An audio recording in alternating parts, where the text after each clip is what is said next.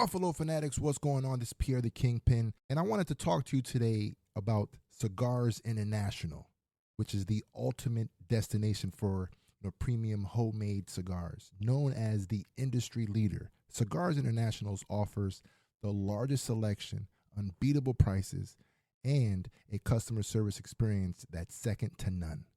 Whether you're new to cigars or a seasoned vet, Cigars International makes enjoying cigars easy, approachable, and fun. Cigars International is the go-to retailer for all things cigars, with the biggest selection of premium homemade cigars available anywhere. Cigars International offers unbeatable deals and discounts, making it easy to stock up on your favorite or try something new without breaking the bank. With fast free shipping and their 100% satisfaction guarantee, you can shop with confidence knowing that Cigars International stands behind every order.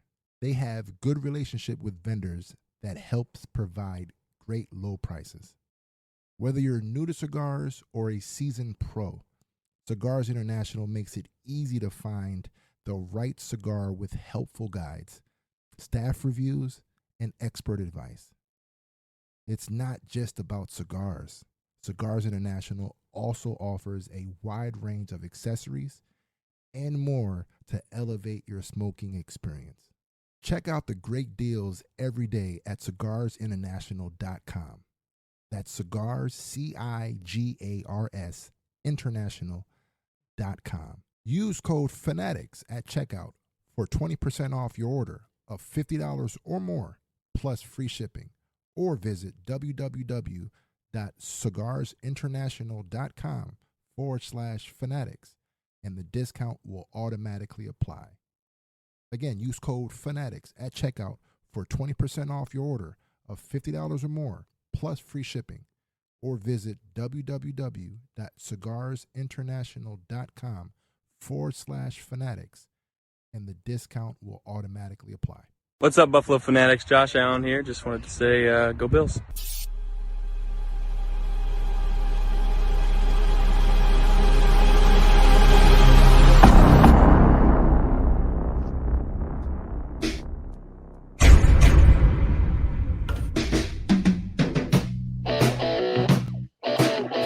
Oh, baby. What is up, Buffalo Fanatics? Z-Bot here. It's the Big Three, back from sabbatical. To my right side, it is the legend himself. He's got the legendary shirt on. I think it says legend. Hey-o. Takes one to know one. It's my man Rico, and below me, another legend, Rated Rev. And What's good, baby? We couldn't wait till Thursday this week, and the reason we can't wait is because football is officially back, baby. Training camp underway and kicked off yesterday, back in action today, and finally, folks, we have legitimate Buffalo Bills football to talk about, fellas. How good does it feel? We're less than 7 weeks away, and we finally get to see the boys back on the field. Rev, talk to me, baby. How you feeling? Man, I am fired all the way up, man. This is what I've been waiting for the entire offseason, for us to finally get back into some real football. And, I'm pumped. But I'm also pumped, man, that my brother up here, man, looking extra chocolately. Hey. Mr. Rico. He's back. He's back from a sabbatical, man. He's back, baby. What's up, Rico? I'm not quite sure I like how my lighting is right now. I'm looking real crisp right now, too. No, I like it. Sorry, man. You were out in that sun for a minute. Where my lighting at, fam? Looks good. Rico, well, I'll let you get settled, but I want to know, you were gone for a minute, and it looked like you had a blast. Tell me, how was it? Did you have a good time, you and the fam? Everything good? Listen, it was good. I got a chance to go back to Ontario. Now the lighting's a little better. I had it right on my face, man. Yeah, it looks good. It's good, man. It's good to be back, man. I missed the mic, man. I had to dust the damn mic off to see if I still got it. But we here, man. It was good, man. It was I had to, go see Mom Dukes. And I haven't seen Granny in a long time. Granny was going to meet my new little one for the first time. You know what I'm saying? And she's pushing 100. I think she's like 98, 99. Wow. You know what I'm saying? So, yeah, man, it was good, man. It was good to just get away from everything. And you guys held it down. I gotta keep it a buck, man. There's not a whole lot in the offseason to talk about. And you guys held it down. We definitely in the trenches, weren't we, Rev? We were definitely doing our due diligence trying to get it out there. But hey, man, we were deep in it, man. And I gotta listen, the dog days are over. Yes. You talk about it. And most importantly, man, the our viewers have stuck, you know what I'm saying, around and kind of showing us love, knowing that there's not a whole lot to talk about, but y'all came through and y'all held it down. So shout out to Rev, shout out to the bot. Y'all even came up with a nice little intro video. Yo, oh man, appreciate that, man. Good to talk. Yeah, now all I gotta do, I gotta whip up another one for the trio here. That's the next piece. Yes, sir. I gotta whip up one of those. But to piggyback on what Rico said, exactly. I mean, believe it or not, the off season, as much as we love creating content and stuff, it is the toughest part of the year. Of course, obviously, naturally, there's no football. But with that said, you guys always held it down week in and week out. So the love is not lost on us. Believe it, or believe me. I mean, we could not appreciate you guys anymore. And you're along with the ride with us, waiting for football to be here. And like I just said, the dog days are over, baby. Training camp is here, and you know what that means. We are just a few short winks away from actual regular season football. I can't wait. I mean, I think it's a week or so, week and a half until the Hall of Fame game, and then the preseason games. I mean, even though I'm not a big preseason guy, it's just that overall sensation of knowing it's around the corner that gets me. Why aren't you a preseason guy? I'm actually excited for preseason. The guys that we don't normally get to see, and we've been talking about all offseason, it's now put up or shut up. What are you doing for me in the offseason, right? Golly. Well, for me, I'm with you. With the Bills, I'm there, right? It's just the other litany of games where it's like, the void is, it's almost like if you got your glass, you're dying of thirst, right? You're just running or whatever. And you really, for me, I know when I'm dying, man, a Gatorade always hits, but it's like someone hits you with a cup of water, lukewarm, room temperature. I mean, it's going to quench my thirst for now. But when September 8th rolls around, boys, I got that Gatorade coming out of the fridge, ice cold, and I'm ready to get going. That's what I'm talking about.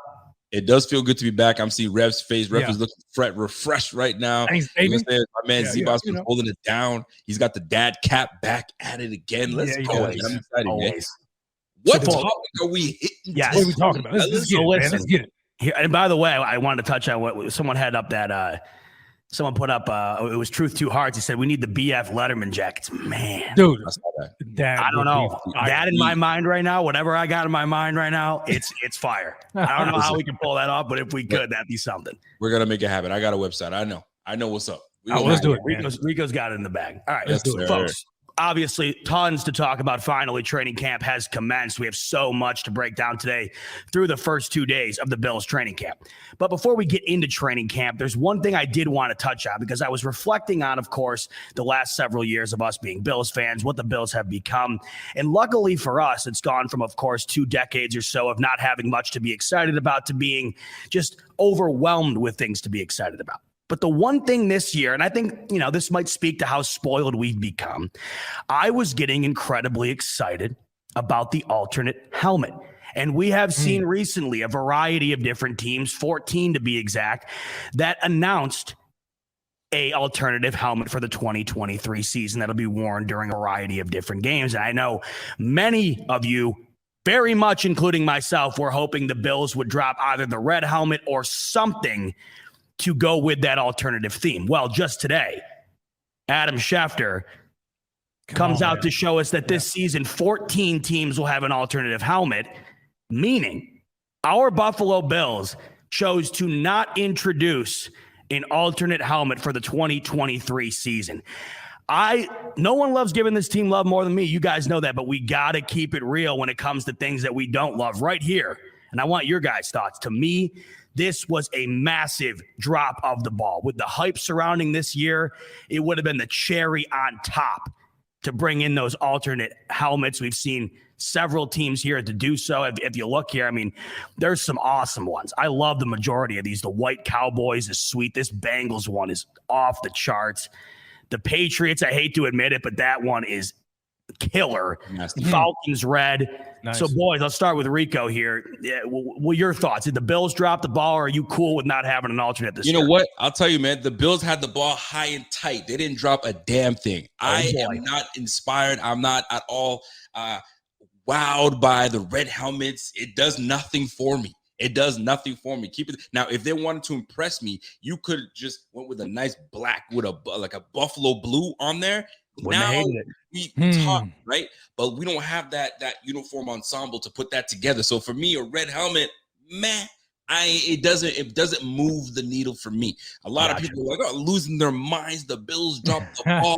The PR team was awful. I think we have one of the best PR teams in the game, but because we didn't put out a red helmet, we got a whole bunch of boo-hoo-hooing. Man, I'm boo-hooing.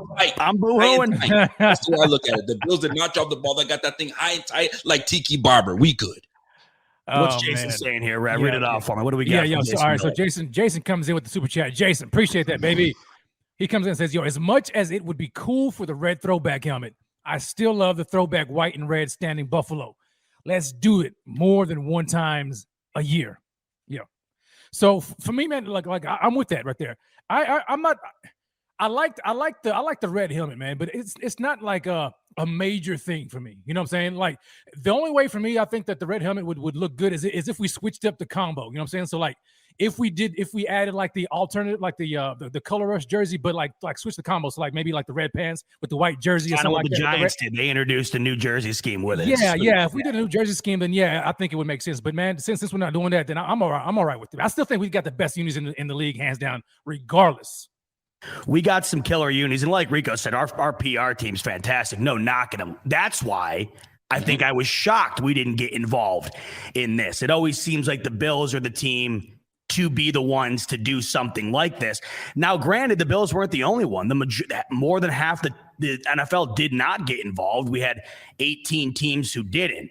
I saw an interesting theory, and I wish I could credit who exactly I saw it from earlier in the Twitter comments, but someone had a thought of potentially having a handful of teams do it this year and then the other handful of teams do it the following year.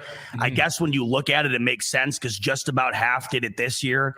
And what they were trying to say was, look, man, the Bills got enough going on already this year. We don't even need to add more into the pot here. I get that. But I just think for me, at least, and you guys know how I am. I'm a sucker for all this gimmick crap. Yeah, you are. I was all in on that. You know, I was all in on that. So I guess I didn't realize it because they had kept trickling out these announcements. I thought that they would keep happening. But Schefter put the nail in the coffin today. That is it. But I do think if you're like me and you're rooting for those along the line, they will be here at some point, but they won't be here this year. But listen, I'd much rather have that Super Bowl ring. And if it's anything like what the Rams just got, I don't know if you boys saw those rings, but good God, if we wind up getting one of those babies, I might have to sell the house, boys, just to buy one of those things. I can rest my head on that at night. I got bought. I got to ask you, what is it? And this is not just for bot. This is for all of Bills Mafia. What is it about the fascination with these red helmets? What is it? Tell me. Let me give you mine. And this is where I come from. I've had people reach out to me saying that they agree with me completely. And I guess this is just the aura of anything to do with sports. Okay. Usually, no matter what you're talking about, you have people who are in total alignment with you or people who want you dead on the cross for saying something that doesn't align with what their thoughts are. Right. My personal take, and this was an incredibly hot one based on when I tweeted it out because it got a ton of both of those sides. For me, growing up, the red helmet era, in particular, the red helmet with the navy blue, that defined mediocrity and how it defined an overall sense of sadness and depression being a Bills fan. In the way I looked at it, if this team, by far the best in my lifetime, this current roster, potentially the best we'll see in a very long time, could rock that helmet or even more further, a uniform combination such as that, and I could, for once, avenge the little kid in me who's the best performance I got to see out of that helmet was who? I mean, literally, I couldn't even name you one. I mean, that's how bad it was. And I just thought to myself, the little kid in me, what he wouldn't give to see that uniform combination, that helmet, take the field with some swag and some success. That's where I came from with it. Now, granted, I think everybody else kind of has their own thought process on it. But like you said, Rico, you're not into it. I am into it. There's plenty of people on both sides of this fence. I, for one, I didn't even care if it was red necessarily. I wanted to see what they came up with. I figured it was red. Something different. Yeah, just something fun, because why not? And I'm seeing some of the comments and going back to the 90s. And you know what? for those that are over 30, like myself and my man Rev, I don't know if Bot is over 30. He's not even over 30. He's still a young buck, right? Young buck. And 90s was a good era. You know what I'm saying? There was not a lot of nonsense going on. You know what I'm saying? There was all the stuff that's going on right now. Sometimes it's a little overwhelming. You know what I'm saying? Sometimes I want to go back and listen to 90s hip hop sometimes. I don't want to all the time. Today's stuff. So I get that part. But back in the 90s, the Bills were doing it. But that one thing that I keep telling folks, there's a stench that keeps following the Bills. Let's kind of leave that 90s look behind because we are in a new era. We're starting afresh. We got a fresh new quarterback. We got fresh receivers, man. We got a fresh new perspective on this season. We have a goal is to win. I don't want any stench from the 90s to even follow us because we get a little bit of that. Man, that curse is just going to keep going. We're trying to break the curse. So it's literally like you're in the same boat as me, just with the opposite mindset. And it makes sense because you're like me, where like I want to avenge it, but you're like, screw that. Just leave that in the past and burn it with fire. David Reed coming in, he's chiming in saying fans over 40. He is a fan over 40. And he wants to see the red helmet. Well, so he's in the same boat as you. He's on the other, and that once again, the beauty of sports. Everybody's got this, they got their angle. But I think eventually we will see it. What's my man Jeff King saying, Rev? What's he got tonight? Gentlemen, Jeff, first of all, man, what's going on, man? Gentlemen, good to see you back together again. Rico, your boys here did a great job with the shows. Thanks so much, my man Jeff. Yo, happy birthday to your beautiful daughter, Rico. Salute. Have a great show. God bless you and you guys. Yo. I love it, man. Yo, my daughter just turned 9. Yeah, it never misses a beat. My daughter just turned 9 yesterday. So it was a big monumental day, man. And somebody mentioned how chocolatey I'm looking. Yes, we went to the damn. You are, man. And the sun, you don't realize how the sun hits you. I mean, white folks, you guys burn, right? Too much sun. I just turn red. I can't for the life of me. I'm redder than hell when I go out. Y'all burn. We just get a little chocolatier, right? And I guess I got a little more chocolate. I'm realizing it right now. And he said the light hit you the same way. Realizing how velvety chocolate I'm looking right now.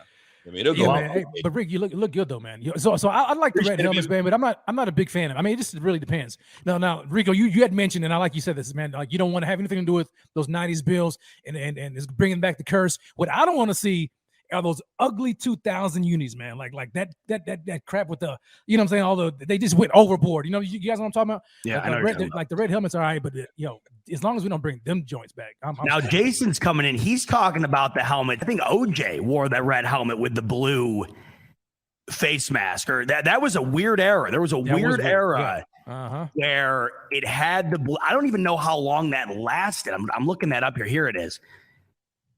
So, yeah, there's actually shots of Jim Kelly with it on. This was a maybe it wasn't the OJ era. That was actually probably the one bar with the white helmets. But here's Jim Kelly sporting the red helmet, blue face mask. See, I'm out on that. We fought too damn hard for those white face masks to give those up like that. But I'll tell you what, though, I don't know what this is, but Josh Allen with that on, maybe I'd change my mind. I don't know. This is what I'm talking about. By the way, I gotta give I gotta say this right now, dude. If anybody's in here right now, do us a favor. Smash that like right now. If you have not subscribed and you're coming back, you said off season is over. I'm ready to follow the Buffalo Fanatics again because I just kind of like to chill out. Here's your opportunity right now. Smash that like, subscribe, and there's a little bell. There's that little bell. It sounds a little something like that. You got to hit that notification bell so you know when we are going live at you direct because we're going full bore back into it. But let's go, baby. Before we get into it, I got to give a big shout out to my boy Bobby coming in tonight with the comma. With the comma, baby, Bobby. Let's go. And Bobby changed his profile picture. Bobby, Rico, I don't know if you saw this last Tell a story, man. You were roasting the hell out of Bobby. Bobby's like, dude, chill out. I said, Bobby, bro. Thank goodness for If Bobby was here, I'd give him a hug that would probably shatter his spine. Because look at him. He's the nicest guy. And Bobby comes in tonight with the freaking comma, baby. There it is, Bobby, right there, man. That comma, baby. Yo, Bobby, right now. He's thank you for returning. Apologies again. Yes. You are the man. A lesson learned inevitably last week. Yeah. How does his profile picture look? And don't read stats from this chat until they're verified. We learned a lot of lessons last week, didn't we? All right, folks. That was funny, man. Bobby's in here, and 106 of you beautiful Bills fans are in here as well. And like Rico said, make sure to hit that subscribe button, even though the majority of you already have. Shoot us a like, and as always, ring that bell because football's around the corner. We got content coming like you wouldn't believe. Yes. Ring my bell. Whom the bell told. Let's go. We got a lot of that going on, baby. All right. Training camp. It's underway Sunday, and this morning it was off to the races. And luckily for us, we got people who are all over the place covering it, including our very own Zach Vaughn, the editor-in-chief here at the Buffalo Fanatics, who did a great job covering Bills training camp. Day one, he was at training camp. And of course, Zach Vaughn does a great job covering everything to do with the Bills, as does the entire BF writing team.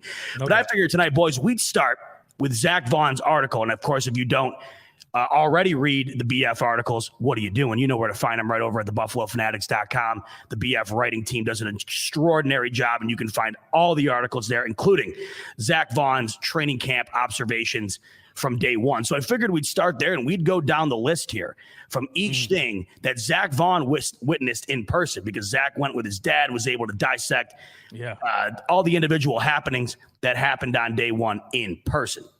Now, Rico, I think he might have had to go take a leak. All good. We've been there before. But Rev and I will kick it off right where Z Vaughn kicked it off. And Rico's back, so perfect. We'll all get into this.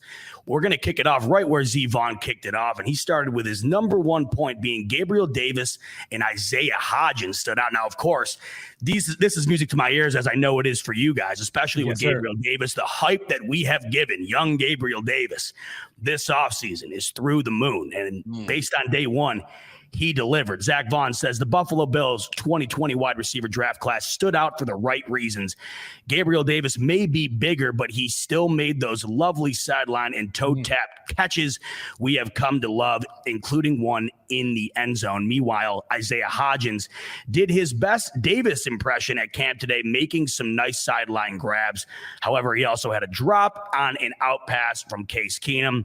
As the wide receiver room currently stands, it's going to be hard for Hodgins to make the roster, so every mistake may be amplified.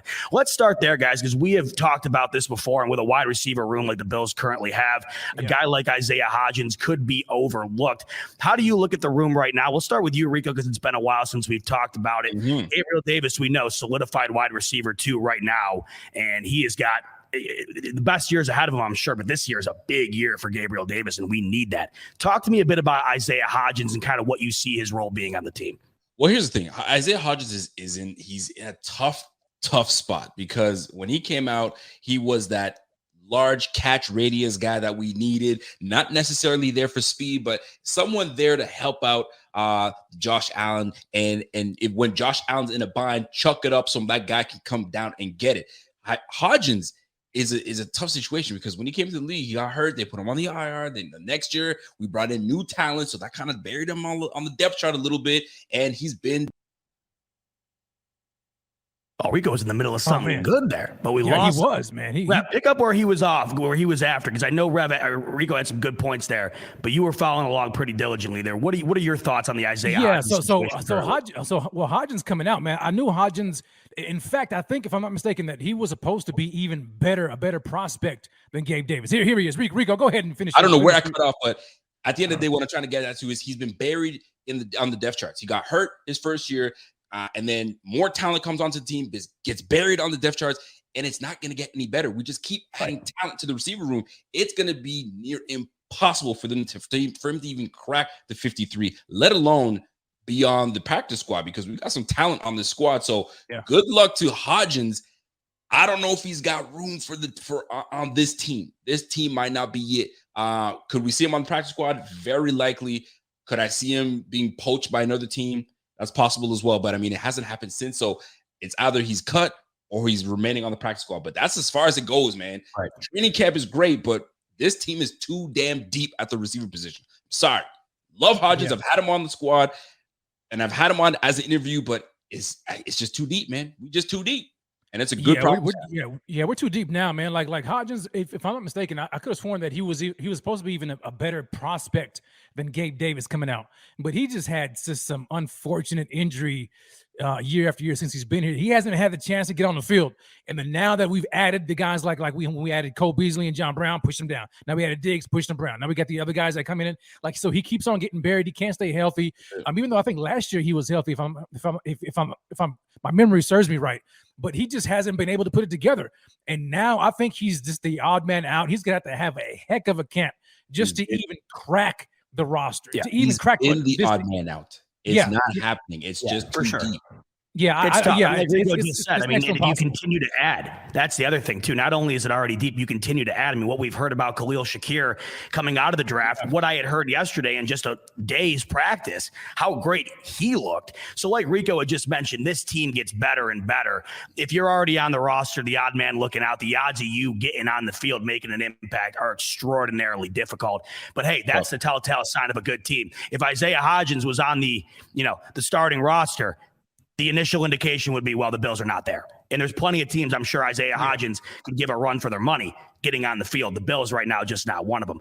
Fellas, let's stick in the wide receiver room because, as you know, we are all in alignment here. We are Isaiah McKenzie's fan club here. No one loves a little dirty more than these three guys you're looking at right here. And a lot of talk amongst us this offseason has been how much we think Isaiah McKenzie can impact this team if given the opportunity. And of course, we want to see Ken Dorsey give Isaiah McKenzie that opportunity. He hasn't really gotten it. And when he has, those slim chances that he has been given, he's taken advantage. And from the observations we saw over camp, particular here on, he talks rather on the slot receiver battle, and we know that's going to come down to Isaiah McKenzie, Jamison Crowder, and potentially Khalil Shakiir. But what I thought is the most interesting about this whole element, folks, Isaiah McKenzie did indeed get the first team reps in the slot position for the starting unit for the Bills offense.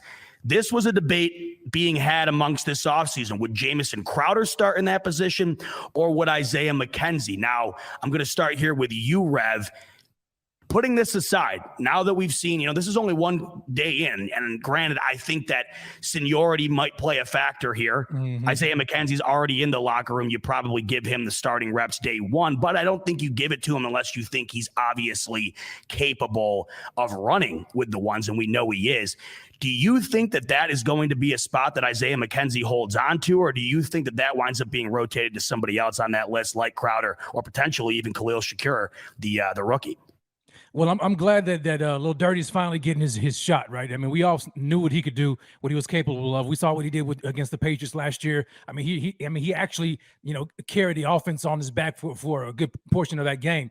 But needless to say, it's not going to be given to him, man. He's going to have to go in there and win it because Crowder is a seasoned vet with proven production. I mean, Crowder has, and when you look at his stats and you look at the receptions that he's had over the course of his career, I mean, he's gotten, last year, 51 receptions, the year prior, 59, before that, 78. I mean, so he's been a reception target.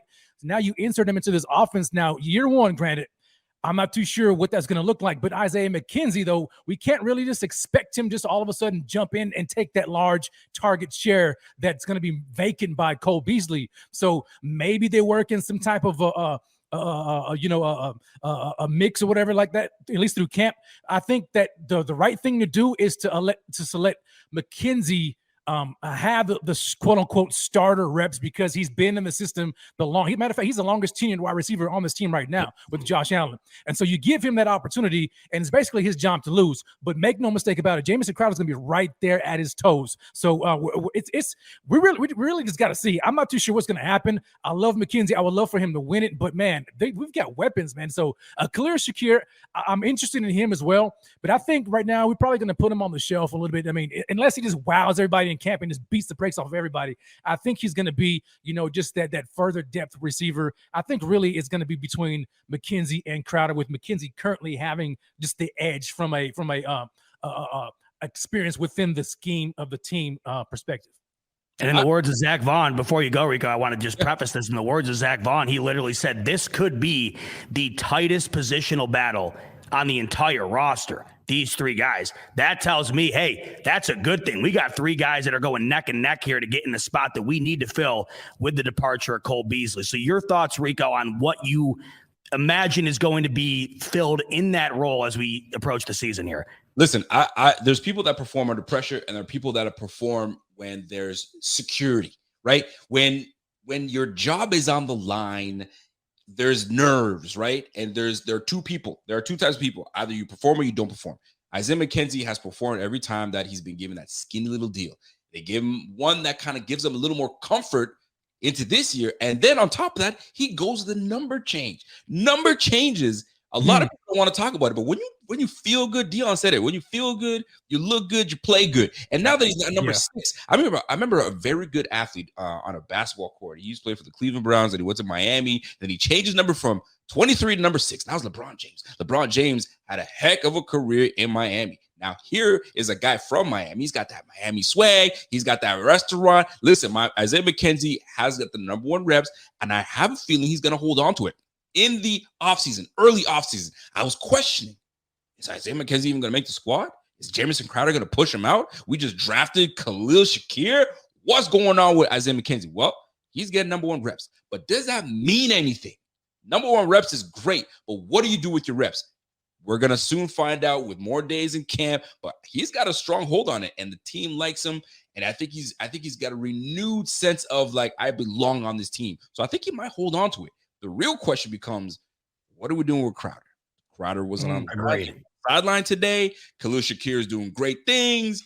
So, shoot, the guy that we thought was going to a shoo-in to make the team, maybe, just maybe, things shake up. We're going to find out. That's why training camp is here. Training camp is here for a reason. All the shorts and T-shirts and looking good in shorts is all fine and dandy. Now you got helmets on. You know what I mean? The hitting's going to start to begin a little later, and then we're going to separate the men from the boys. We're going to see. Yeah, and just to piggyback on that, my question also is McKenzie, is he getting any reps in punt return? Because everybody rotated. From what I had heard, that he did get reps, but there were several who did get reps as well. Okay, so that may edge him out too. I mean, I don't know. I don't know how much that's going to play into the whole. Well, I mean, my thoughts on that. I thought last year he just they took it too far with the reprimanding that they gave him after that fumble against the Colts in a game that they weren't going to win anyways. That to me was one of the biggest downsides of last year. I hated how McKenzie was treated after that game. But I do imagine that there could be some potential there. But of course, there is a cycling amongst who's taking those snaps. But, back to what Rico was just saying a little bit earlier in regards to Isaiah Hodgins. I mean, good God, you want to talk about the wide receiver depth. I mean, if we're even having the conversation of what to do with Jamison Crowder, there you go. Another element, it's crazy. It's crazy. Speaking of players that will be on this team guaranteed and for a very long time, the guy on the defense who, of course, might have the biggest impact outside of Micah Hyde, Jordan Poyer. I mean, with this defense now, it's so tough to even decide who is the biggest impact on this defense. But the one guy that we know we missed dramatically last year due to injury was Tre'Davious White, but he was back on the field during the training camp practice on Sunday, doing a bit of jogging, looked to be moving well. And that, of course, stood out to the one and only Thigh God, the Thigh Doctor, who we bring in right now, who analyzed the footage of Tre'Davious White moving and grooving around the field on Sunday during training camp. So, Thigh Doc, talk to me. What did you see from Tre'Davious White on Sunday that kind of has you feeling optimistic or pessimistic as we approach the season and his status? Well, don't we get like a little introduction here? Well, listen, I was about to say, Zebot normally gives a strong introduction. I think I want to give it back to Zebot and really introduce. You want me to do that? I was right. Yeah, because he's got his camera pushed back, so it looks like he's ready for something too. You're right. I didn't know if the Thigh Doctor was at work right now. I'm on the phone. You give me a little taste? I'll give you whatever you guys want. Well, then give me a taste. Hey, man, yes. I think you know what we want. You want? All right. Can you put some music on? Oh, all right. Hold on. Time out. Here's how I'm going to preface this, because I don't know yet. I want you to dance in a way that describes to me your optimism of Tre'Davious White. Oh, I want you to give me a dance that's going to indicate how optimistic you are about an early return for Tre'Davious White. So if I'm seeing some slacking, I'm going to be upset. But if I'm seeing you rocking this thing, that's telling me I got a lot to look forward to. So that's how I'm setting the stage here. All right, cue it up. No, here we go. What kind of tunes am I playing? What do I got? Here we go. You got something good? All right, go. Hey, solo, my man.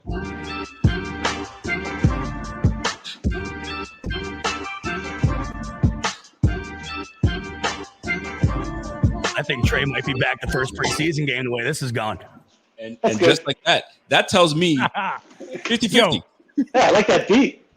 That was a good beat. I'm glad you had that on deck. I was about to play some rock music. I think that would have thrown you off a little bit. Well, to Get kind of the introduction out of the way. And here's the thing, though, to kind of give everybody an idea of what we're talking about. I've got a little bit of a clip to play for folks that are wondering what Thigh God is about to talk about. Tre White was at training camp today, and he was doing a bit of a drill, kind of showing us that he's got some strength in his knee. So take a look at this footage, and then we'll have our guy Alex kind of break it down on what he sees and what we can anticipate for week 1, maybe. We'll see. Well, let's go on.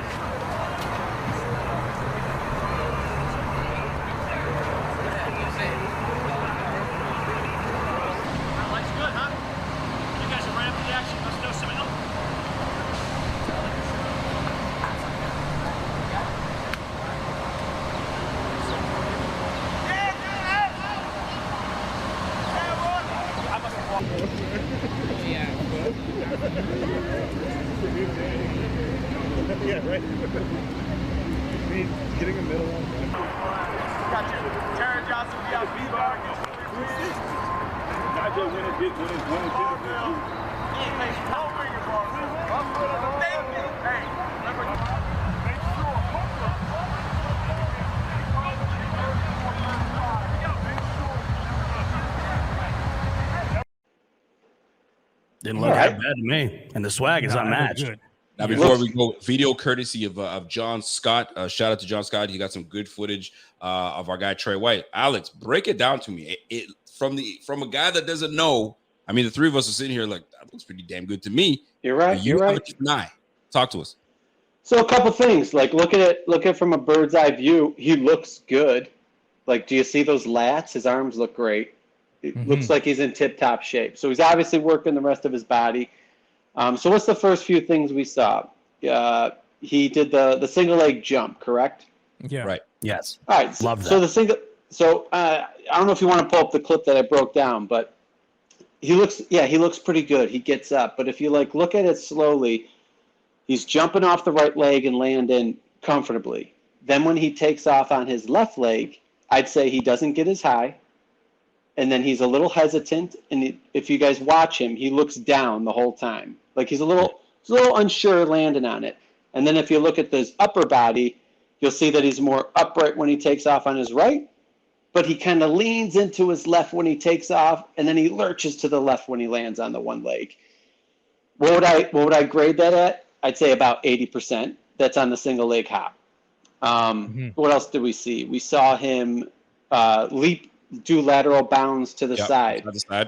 Now, when you're rehabbing an ACL, the scary part is when you land on the affected leg.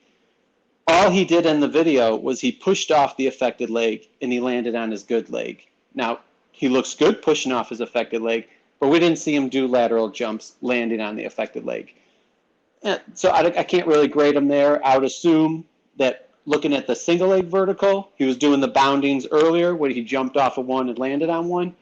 I would assume that there was a little hesitation if he was landing on the left as well. We did see him do chopping the feet. Right. That's promising. That means his Achilles looks good. He's getting off the floor quick. He's got a good bounce in his step. He's not lethargic landing and getting back off the left. That's something we look at. It's the ground reaction force. So say I'm bounding on the ground. If this is my good leg, I jump, I land, I load, I respond, and I jump back off. If that's your good leg, that's what you want to compare it to. Then you look at the affected leg, you jump, you land, you respond, and you take back off. If you're not doing well, the affected leg is going to load slower and get off the ground slower. That's the ground reaction. So in his choppy feet, he looks pretty good there. But then we look at the sprinting. So if you want to pull up Rico, I know I sent you a couple of pictures.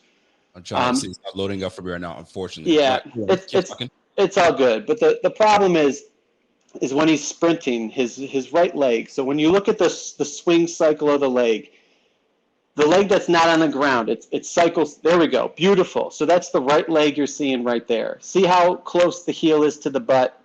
That's a good cycle. That's his norm. And now if you flip it to the other one. Yeah, that's the one I can't load up, but keep going though. That's okay. The heel's not as close to the butt. It's not cycling up. So basically when you're in rehab, you're gonna establish full range of motion passively. That means like you pull a stretch and stretch your heel to your butt. But then when you run, it comes slower. That's your active range of motion knee flexion.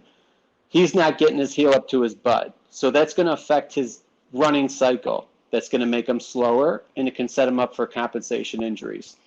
Now, he's at what?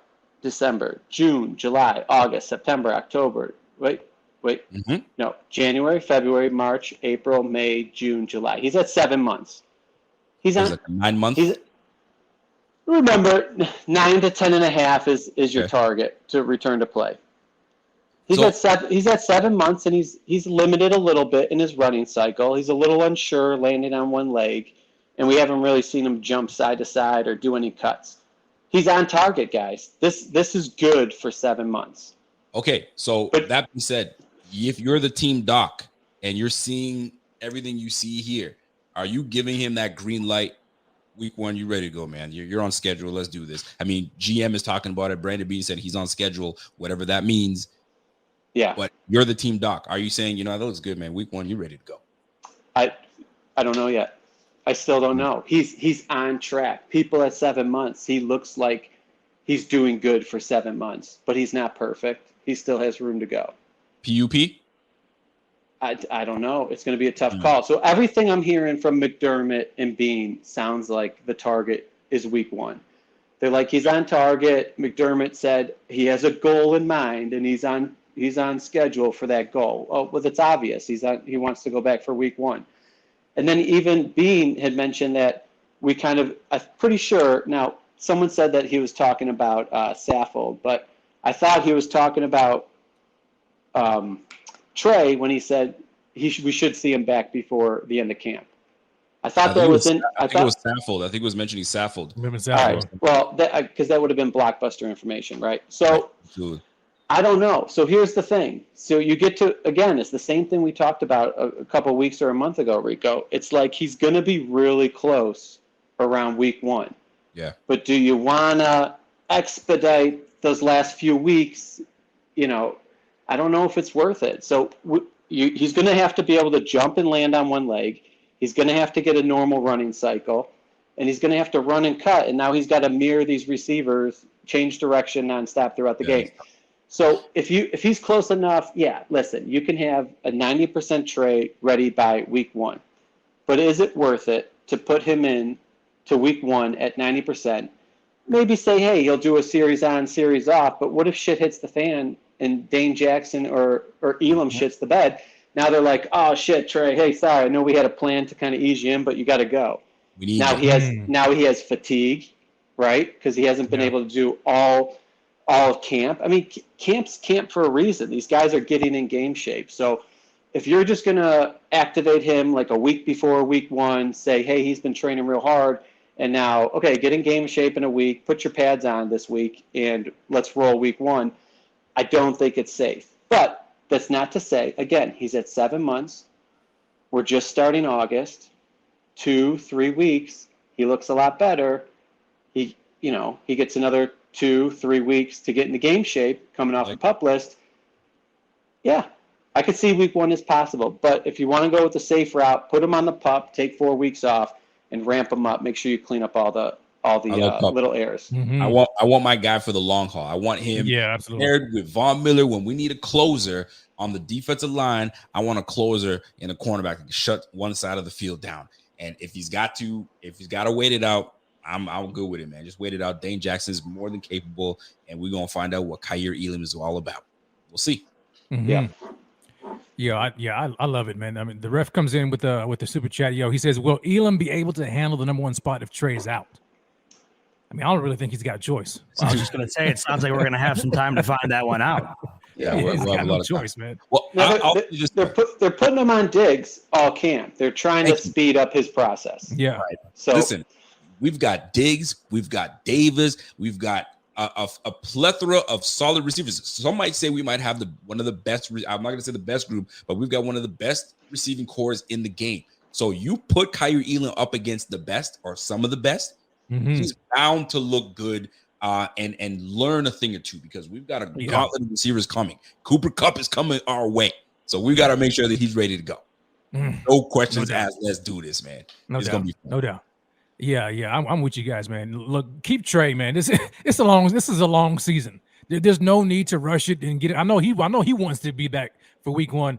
There is absolutely no reason to rush it. I think we'll be all right with Elam and Dane Jackson holding down the fort. As long as we got Poyer and Hyde back there and a revamped pass rush and D-line, I think we'll be okay. We'll be able to manage for the first few weeks of the season until Tre comes back fully healthy. And as far as prospective talent is concerned, the Bills didn't have a cornerback on their team last year when Tre went out that was nearly as good as Elam is supposed to be. And they wound up finishing the year number 1 overall in defense. So it could be better for a few weeks. We'll see. But we miss Tre.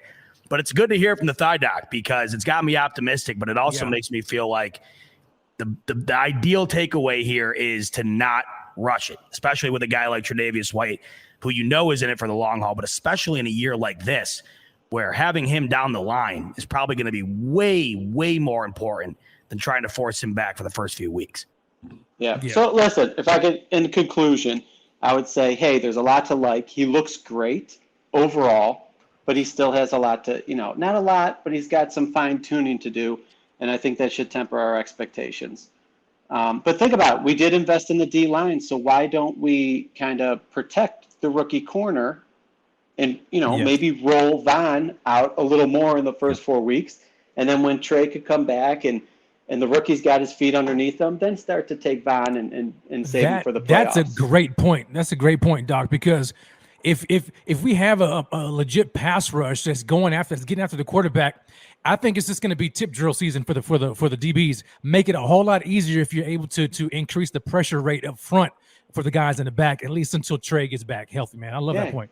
Play soft a little bit. Yeah. And hey, not for nothing, but according to sources, yesterday, Tim Settle picked off Case Keenum and almost took it to the house. So speaking of tip drills, that may not be that far-fetched, Rev. We could be seeing some picks on the D-line, not even needing to get to the cornerback. So that's right, man. That's right. I better watch out. One last thing before my man leaves. Cracked ribs for my guy, Mr. Saffold. Something for us to be worried about. I mean, is this like a month thing and then he's back in, or is that one of those things where it all depends? It mostly depends, but he's a big dude. They're going to heal. It's going to take 3 to 6 weeks to fully heal. Cool. I'd be more worried about he's not able to get the pads on and bang it up with the line, and then we're talking they might have some issues with gelling early in the season. But he's eventually going to be okay. But don't forget, the problem with Saffold is he had a lot of back injuries, neck injuries, and shoulder issues early in his career. So that can't be understated when you're in a car accident, because those things can easily get flared up. I'd keep an eye out for that. But other than that, no, he should be good to roll week 1. I would just be a little concerned about how much time he gets in camp, kind of full contact drills with the O-line. But he is a vet, so I shouldn't see it as an issue, guys. Keep one eye open on that one, though. Rico, cue that music. Nice. We got to send him out in style. You know what?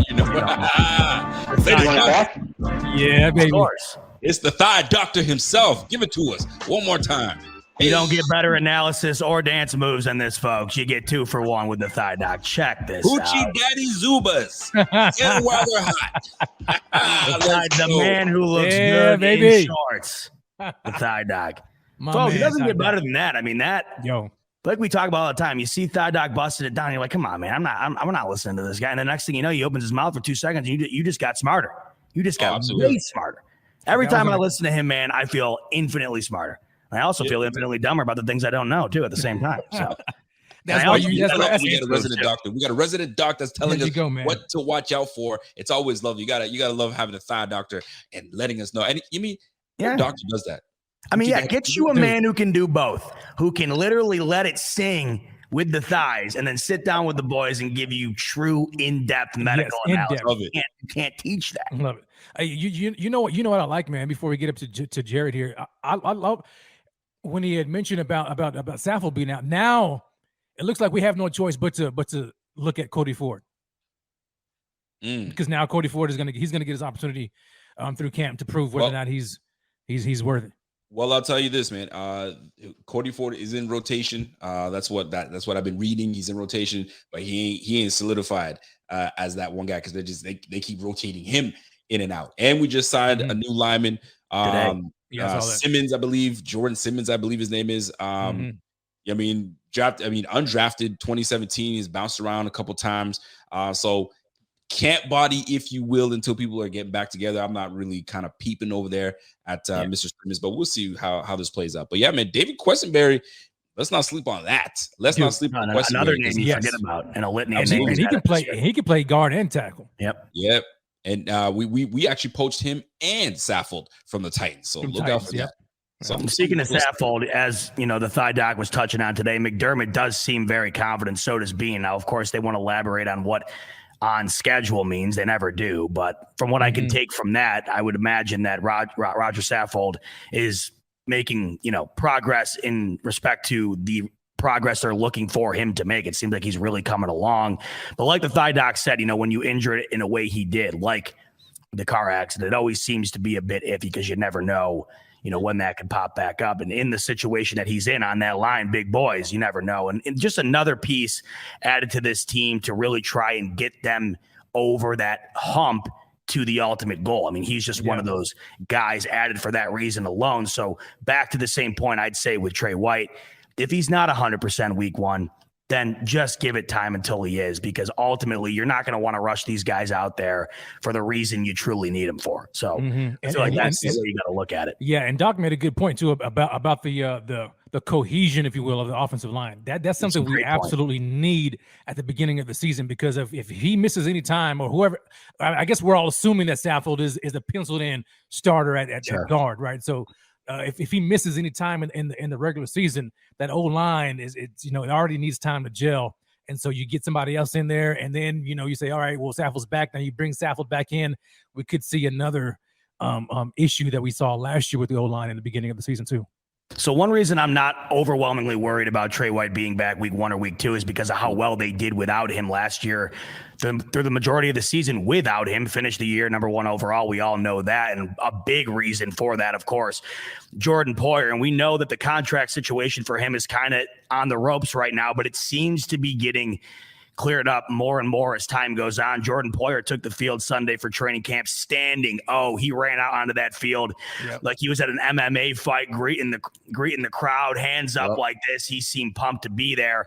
And the biggest, the biggest indicator to us Bills fans to think that he is coming around to an inevitable contract signing soon here.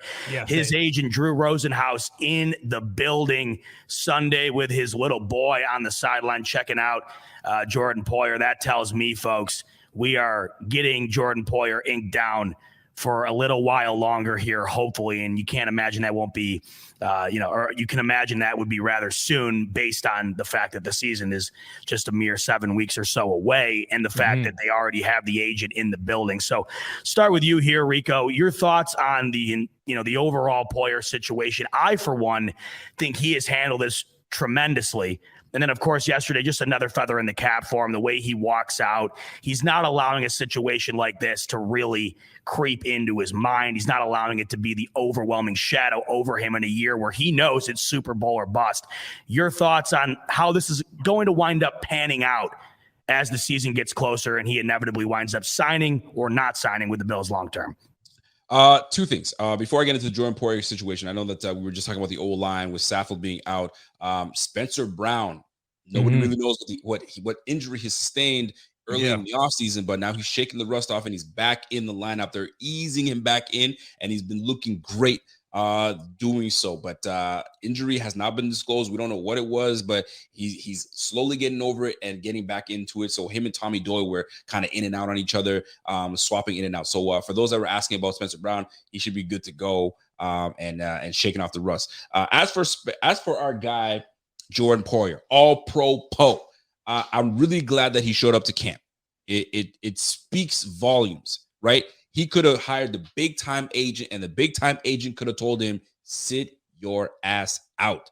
Poyer said it himself. I want to be here, right? So 2 things that I noticed, right? Why is the agent there, right? The agent is there to kind of flex a little bit. Hey, I'm watching everything my client does. You know what I'm saying? He's not going to be doing any contact drills. I just need him doing something light. He's showing face. He's showing that he's here in good faith. Make the deal happen. And usually and I read this somewhere, usually when the agent shows up, it's kind of telling you that we're putting a little pressure on the GM.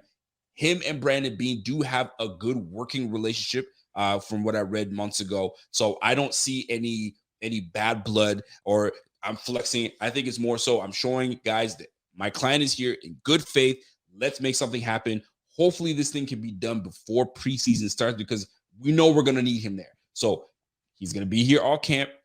Let him be there. Let him show face. Let him do what he's got to do. Let him show the camaraderie of him being around and being a leader because he's a leader on this team. And what it comes down to is we got a rookie corner, folks. We got a third-year corner coming in, Dane Jackson, and we got my man Poyer coming in and solidifying the safety spot as two veterans with him and Micah Hyde. You need to see that because it speaks on to the rest of the crew on the defense. Von Miller's there. Everybody's there. You can't be the one sitting out and kind of weakening the team. So him showing up is a big, big factor. I think it's huge, and I think something gets done.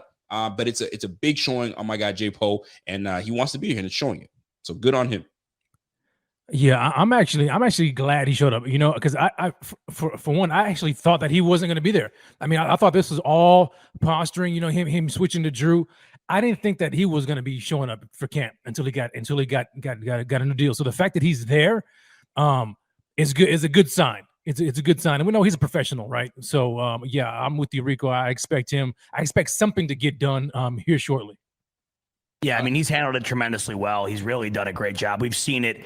And granted, I don't knock anybody for handling it certain ways. At the end of the day, you only have a very short time to capitalize on your career as an NFL player, especially at the highest level. We saw TJ Watt last year hold out, for the Pittsburgh Steelers. Interested to see what Lamar Jackson winds up doing as the season inks closer. We saw Kyler Murray just ink his deal today.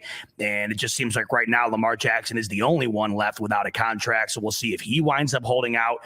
There's always different ways to handle it, but Jordan Poyer has never allowed that to affect him. Now, in regard to Rosenhaus, he's no rookie here. He's been an agent for well over 30 years, so he knows what he's doing. And like Rico said, I think that was a really good point. This is not some, rookie type tactic. He wouldn't be there unless he felt the need to be there. We're talking day 1 and 2 of training camp. Rosenhaus has plenty of clients, and he made sure to be there for Jordan Poyer. So that is definitely something to acknowledge. And I think it definitely means that something is on the horizon. To me, I see it as a good thing. I can't imagine Jordan Poyer isn't extended as of right now, but we shall see. As we wrap up with Zach Vaughn's updates, and he had a lot of great stuff. We don't have time to go over all of it, but like I said, thebuffalofanatics.com. Make sure to go over and read that article. It's got a lot of great stuff. Not a whole lot out of Josh Allen this weekend, as we could imagine the first day. And it's not going to be very eventful for Josh Allen throughout the preseason. You don't want it to be, because usually the more you're hearing about a starting quarterback in the offseason, it's never good. So the less you hear, the better. But the one thing that we kept hearing all day on Sunday, especially from Josh Allen, it's about these turkey burgers, boys. I'm going to let Josh Allen and the boys let you know what their thoughts are on the Fisher Dining Hall and these turkey burgers. Yeah. And then us three are going to sit here and take a look at them and try to figure out what all the hype's about. Because frankly, my first look at them, I just can't get it. But here we go. Here is Josh Allen talking about his favorite time of training camp, turkey burger time. We've got TBT after this. It's turkey burger time. They got the best turkey burgers here. Put a little jalapenos on them. That's the main reason I like coming here. Yes, that's the best. I've been waiting 3 years for those turkey burgers. 3 years. Now here's where it gets heavy for me, boys. Here's where it gets weird. Can we get a zoom on that? Yeah, time out. Let's get a zoom in on that, right? Is that zoomed in now, boys? Can you see it better? Wait a minute. All right. Now let's pause for a second. We've all seen the Rev burger, and we've gone over that in insane depth. I got to tell you, boys, and I want your thoughts, but my immediate reaction is this is what's got all the hype. That thing, it looks terrible. Rev, I'm going to start with you, man. I mean, you're the burger connoisseur. Give me your initial thoughts. Yo, first of all that hype for nothing, right? I didn't even see the pic. I'm hearing Josh talk about, I'm hearing Poyer talk about. I'm like, yo, the turkey burger. All right, I'm down with a turkey burger. Let me see what they're working with. This is it. This looks like a hockey puck You know, It looks in between fake. two pieces of hard bread with what is that some jalapeno or something like that? Jalapenos on there, yeah. Like where's the salt? Like this looks terrible. It looks dry. This looks It does dry. look- It looks there's- bland. Where's There's the no seasoning? juice. There's no nothing. I'm sorry. You know, with the I can't. No, man. Look, that's crazy. If they want a turkey burger, I'll hook them up with a turkey burger. You know what I'm saying? But this I'll give him a real turkey burger. I'll give him a real turkey burger, man. It ain't gonna be like that. But I guess you can expect that because you know they probably have to do a calorie count there. You know what I'm saying? So it has to be a certain amount of calories and it can't be too greasy, too fat. Rev, don't do it to him. I'm not buying. You know what I'm saying? That's that ain't it though. I'm saying like that's the only excuse I have for him. But other than that, it looks hot garbage. I would not touch that. Hoyer said he's waiting 3 years for that thing, Rev. For that? That does not I'm look waiting 3 like years for something that? I'm waiting 3 years for. No. I'm sorry, Fam. can't do it. Rico, No. talk to me. And I know there's a lot of dog lovers up there. There's a lot of dog lovers. Look at this shot. I mean, come You guys on. That love looks your like prison dogs. food, boys. You got Bingo over there, and you've got, Rex over there. I don't even think you guys would give that turkey burger to your dog. You would say, I don't think that he can digest all that. It doesn't seem appealing Go to me. back to that last This pick. shot's the worst. I mean, that looks like something from. Give it From to Buffalo give it State. to Zoom him. in, yeah, zoom that. Yeah, I'll zoom in on that one. Yeah. I'm out. What I'm is that? out. Look, I'm the out. cracked bread. The bread looks cracked on the top. It looks crusty. It looks dry. I don't see no sauce. Where's the sauce on the bottom bun? I No don't see anything. sauce. It looks great. No to me. cheese. Go. No, I thought I saw that's like fine. another pick. It looked like the top bun was off. I want Yeah, to I got analyze it a little further. Honest, Yeah. let's It give looks it a to little- you. What is that? I don't know what that is right there. That's terrifying me. Whatever the hell that little blob of shit Look, is there. No cheese. I mean, it's Yeah, just that's criminal without the cheese. Where's the This is a color? patty with- Where's the? It doesn't look savory. no. No, it frankly just looks bad. Listen, Yeah. triple U. I'm gonna give it a U. Uninspiring. What do you got? I mean, that's a good way to put it. The crazy thing is, I mean, they were talking about that all day. I mean, that was a big point of emphasis, how good Yeah. these things were. That And, looks like crap, man. That looks awful. That's an Not F. doing it for me. and I wanted to bring that up It's a- because we it's a know little- Rico knows what Looks like a turkey burger. Yeah. But we got Steal Rev it. in the house here, man. We got Rev who makes one of the greatest looking burger. I mean, I can only imagine what it tastes like, but Oh, it's fire. It tastes good. visuals are big, right? I mean, Rev, if you were putting that up on your social, no one's buying that. No one's no one's buying coming it. to the They're like, stop. what is No this one's mess? coming to the Like, food yeah. truck. I got No, something. I guys. lost How do you business. feel? How do you feel about what Sal just said? He says, "Hey guys, you guys are judging without tasting." He says, "Stop it." Listen, when it No. comes to No, food, no, no, I'm a no. guy who judges book by its. Exactly. I You do. never get a second chance to make a first impression. If I've never tasted it, your pick better look desirable. If it's not Bingo. desirable, I am Bingo. not trying it. That's it. That's Like that, the best that's way it. to put it, when first showed me a picture of his burger and up flights to Texas, that's how good that stuff looked. I mean, these burgers are right down the road from me, and I could care. Hey, listen, So I kudos don't to know. those that have tasted it. And if anybody's at camp, if you guys can sneak a turkey burger somehow, some way, if you're a staff member, bring a turkey burger out to somebody. Find somebody that's out there that's got a BF shirt, hand them that turkey burger, and let them be the judge. And then they'll bring it back to us and say, guys, you guys are tripping. This thing's amazing. I think And let me Evans is going say to camp. this. I don't know if he's got access to St. John Fisher or not, but Evans is going to camp, if I'm not mistaken. Evan, Send him find there. a way. Let I mean, him figure it out. Zach's a graduate over there. Zach, go and talk to I your live people. right here. Get you in. It's not St. John College anymore. It's St. John University. Put some respect on them now. Yep. You know what I'm saying? Oh, you my show up bad, with your yeah. bow tie and ask for a turkey burger, and let's see what Listen, they say. All right, so I do want to preface this. I have been told that the Fisher Dining Hall is elite. So I will say that I've heard great things, but visually, I can only base it off of what I'm seeing right now. That's all I got to stand on right now. I mean, And all they have based to do on is that, I'm out. if St. That John is, Fisher, You're telling me you're That waiting is 3 years for something, boys? I mean, that better be. I mean, that's got to be something. You know? listen, Scott Harrington says our producer Evan is going to be there on the 2nd, so Evan's just going to have to All find a way to make Well, it I'm happen. looking forward to That's that the most. I don't care what happens on the field. I need Evans Scott. taste stats, and I need that now.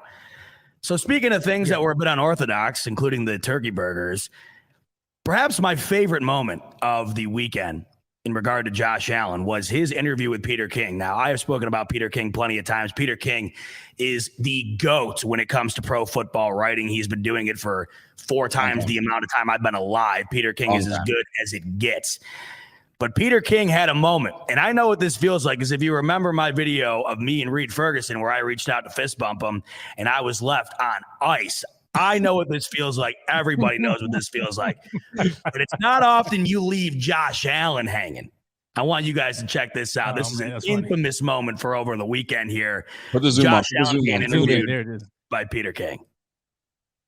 Everybody's, but I try to. Josh Allen, have a great year. Thanks Peter. a lot. Appreciate you. For NBC Sports Bills Camp, this is Peter King. Poor Pete. Poor Pete. Look at him. He didn't have a clue. Oh, I got to run that back. Look at this. Yeah. Josh going to make some noise. Watch. For NBC Sports Bills Camp, this is Peter King. Yo, Dude, Josh. that's funny. He's like, yo, He never knew. He didn't know the whole time. He had no clue. You know what it was for me? It was the for me. Yeah, that got me. Oh my man. God. I mean, then, like, how his did you deer not headlights see look- it? Oh, Listen, man. Peter King was just so like, just I messing know, around. right? He was starstruck. And I It just was like ended- you and me. It was like you and me with the stunt double, man. You don't know what to do with yourself. Unreal. Man, that was hilarious, man. What's Scotty saying here, Rev? Talk to me real quick, Scotty. Yo, as I'm wiping the cry tears off of I know, no kidding. That was great. Man. All right, so yo, Scott comes in, super chat. Appreciate you, Scott. Yo, 2 questions. Do you think they'll get Jordan Poyer's contract done before the season starts? And second, do you think Tre White will be ready for the start of the season? He says he still has a schedule. Man. All right, so we just touched on that, but yo, Poyer's contract, I think, guys, that it's going to get done before the start. If of the it's season. going to get done, it's going to be before the season. 100%. Yeah, it has to. Right. Once season starts, it's a wrap. We're not going to talk about negotiations or anything like that. Secondly, about his second point about Tre White. Well, according to the Thigh Doc, there's a likelihood that he's not going to be ready for week 1 at 100%. If you want him 90% Tre, he might be available during week 1, but then you run the risk of him re-injuring himself. And is it worth the risk considering the expectations on this team and how much you need him for the long haul? So yeah, Tre White, if he's ready to week 1, 100%, fine. That's great. But if not, I want a fully healthy Tre. Yeah, that did kind of strike me like Biden falling off the wagon. Well, but the thing is, like, man, I've been there. I wish I had the video up on a queue right now, but it happened to me with Reed Ferguson. Like, I go with the fist bump, but the thing is, Josh handled it so cool where he's holding it there with me. I put the fist bump out, and I'm like pretending like I didn't do it, pretending like I didn't put the fist out, like looking around, like, yeah. So you just make it more awkward. For me, it was the way Peter King was just looking at Josh Allen. Josh Allen is 6'5". We saw how big he was, and Peter King was just in awe. And then the old turn the shoulder and block that handshake. Oh, yeah. How do you miss that big mitt, man? I don't know how you miss that big mitt. Sometimes, man, when you're trying to just get in and get out. You know what I'm saying? You don't want to waste the elite man's time. You're trying to get in and get out. Well, guess what? You got a Kodak moment right there. All right. That's funny, man. So as we progress into the show here, and this is something that I've been waiting for Rico to come back for, and luckily the training camp started, so it sparked this idea into my mind again. But with training camp comes autograph season. And what I love so much about training camp is the fact that it's mainly for the kids. If you're a kid, and I know this was like me when I was a kid growing up near St. John Fisher for the training camp, it is like nothing like it. And I can see Rico right behind him, and he knows I was with him. We got a little piece of that action. It feels good. We walked away from Wester with a little signed memorabilia from JA, and it felt good. But, we weren't out there asking for it. The folks over at Wester were kind enough to give it to us. Great. I don't think you would see Rico and I batting down the doors and try to get autographs. And we've seen that. I'm going to touch on that in a second. But what I do like very much about the preseason setup is that it's very kid oriented. And oftentimes these players, especially Bills Mafia, or those who play for Bills Mafia, they get it. They know. And the one that stood out to me the most is a guy in Von Miller, who is, of course, the newest member of this Bills team. He's a vet. And I think that the way you handle yourself early on here, especially, I know there was things circulating around Von Miller and his desire to be in Buffalo or not, but I shot that down, and Rev and I talked about this. I thought it had nothing to do with, his personal, attributes or the way he is as a person. I think he wants to be in Buffalo, of course, and he's embracing the city of Buffalo. And I thought this moment in particular stood out. Of all the guys going around signing autographs over the weekend, here's Von Miller, and he's greeting a kid. I want you to look at the kid's face here. This is an utter sign of just absolute pure joy delivered by the newest Bills member, Von Miller.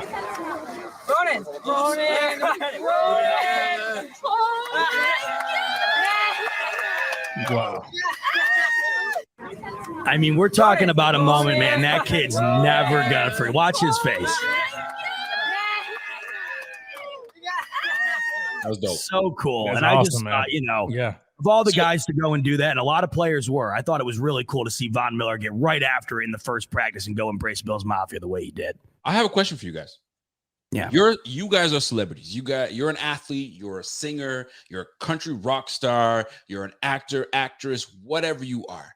Is it your obligation to sign and handshake your fans anywhere you go?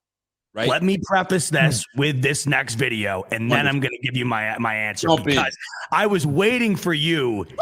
We could talk about this, because this is right up the alley of a lot of things that we talk about that we agree on with the jersey wearing and stuff. This guy right here.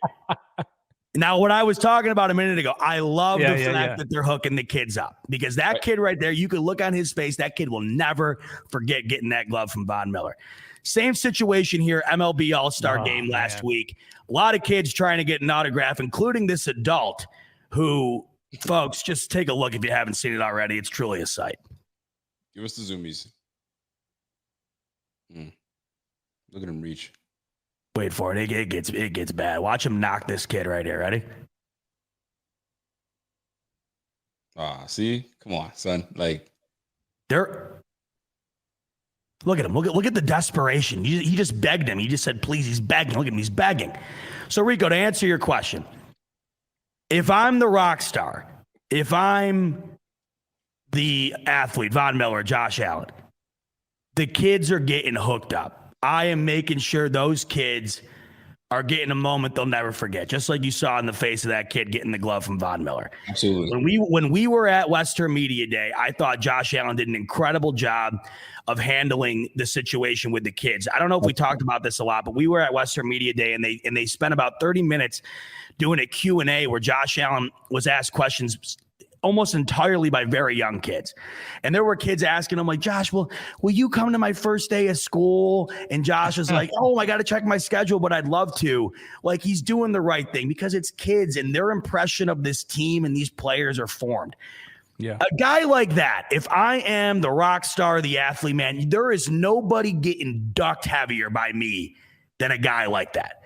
I'm signing every one of those kids' items, and I'm leaving that guy in the dust. Now, don't get me wrong. I love memorabilia. I love getting signatures, but I like getting them in a very casual, very natural, organic way. That right there, I mean, that's just sad. What do you guys think? That was terrible. Look, and before we get into Scott Super Chat, look, let me say this real quick. If I was Josh Allen or anybody like that, I'd be so tempted to take that guy's ball and chuck it 100 yards down the field. I mean, just because of that, because you got to be, you have to be some type of a jerk to do what he just did, man. That was terrible. Like, what if he hit your kid? What if he hit your kid, Rev, doing that? Oh, you know what I'm saying? Imagine being the dad watching that. It'd be on. You know what I'm saying? Like the Rev thing, that goes out the window, man. Yeah. You know what I'm saying? Dad is coming through. But as a superstar, definitely the kids, man. Definitely the kids. You have to look out for them. I like what you said, Bot, because it's the impression. It's like the first impression that they're getting about from the team and their favorite players. You want to leave them with that type of impression. But when you're a grown man and you're doing that kind of foolishness, I ain't got time for you. I'll move on. Yeah, you want to know what's funny? That's Bush League. That's Bush League. You can't be a grown ass man. Come on, man. Grown. The moment was so bad. Alex is saying this. A lot of people thought that guy was from Practical Jokers. It was so bad that people were trying to debunk it by saying it was a stunt. I'm almost positive it was not that guy. That was just this. This was just this dude, man. He was risking it all to get that ball signed. Yeah, no doubt. Yeah. This Bobby will do that, you know. Well, and here's the thing: these grown men here, and this is the big difference. These kids are there for the autograph, for the wholesome feel. I get to meet my idol. I've been following. Got posters of you all day. I'm gonna put that on my wall, and I'm gonna cherish that. These are grown men. They're ready to get that signature just to flip it for cash. And that's the worst part. This has nothing to do with, because you're my hero, you trying to get that signature so you can flip that. So like, you need to have goons, you know what I'm saying, sitting in the seats when they see grown men doing that. Say, yo, back up, man. This is for the children, man. Yo, for the kids. Move. You know what I'm saying? Yeah. I paid a lot of money for this tickets. I don't give a damn, man. There's ethics. You're an adult. Yeah. Chill out. You know what I'm saying? And there's also events for adults to do that at. You know what I mean? Like where Josh was, where Evan was doing the meet and greet. You do it at something like that where it's meant for it, and you go up and you do it. You're not on the guardrail elbowing kids. Like Rico, you and I situation. Like we got that signed memorabilia from Josh. I know my jersey that I got. It's up on the wall. I love it.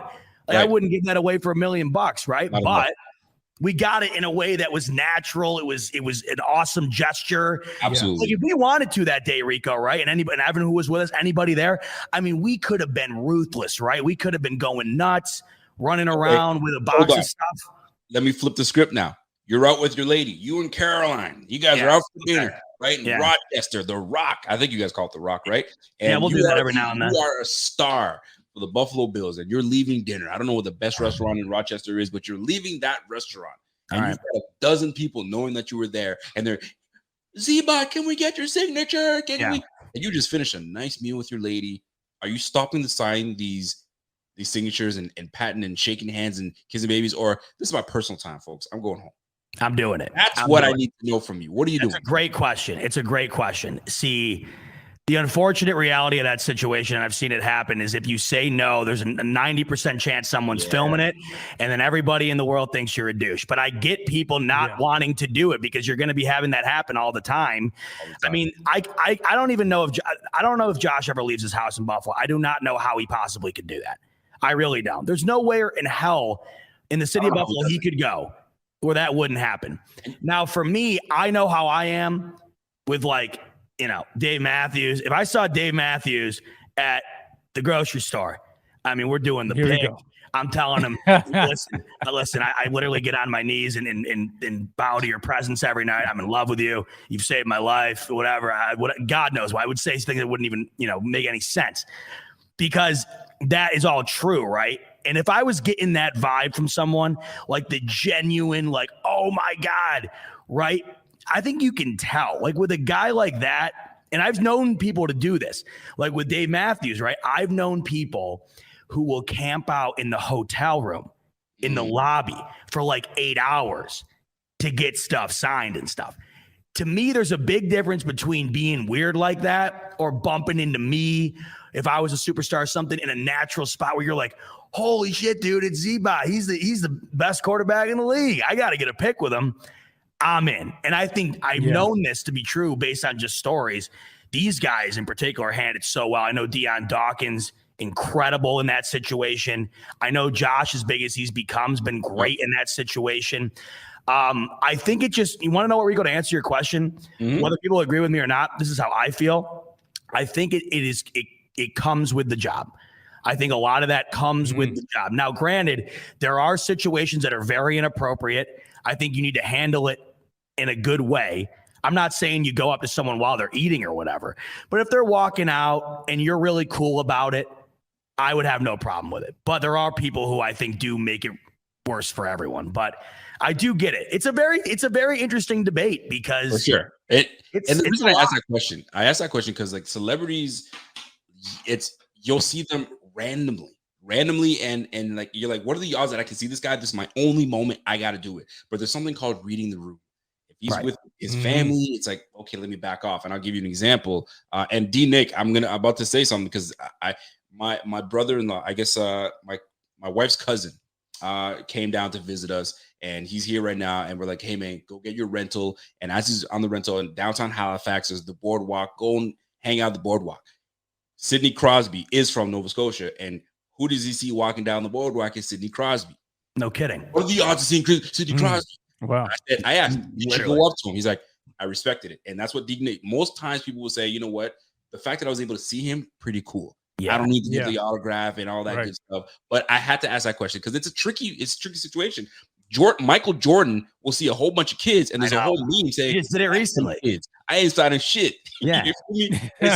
Still buy my Jordans though. I need you to buy my Jordans, but I ain't signing anything because I don't have to do it. It comes with the territory. But anyway, I think he keeps that vibe. He keeps that vibe with everybody. I think you got to choose a lane, right? Because the moment you start picking and choosing, I think it's when it gets tough. But for me, like I said, if it was Dave Matthews, absolutely. But I can't think of a single other person I'd go up to. Not one. It would have to be someone that means like that much to me, that I'm like that into.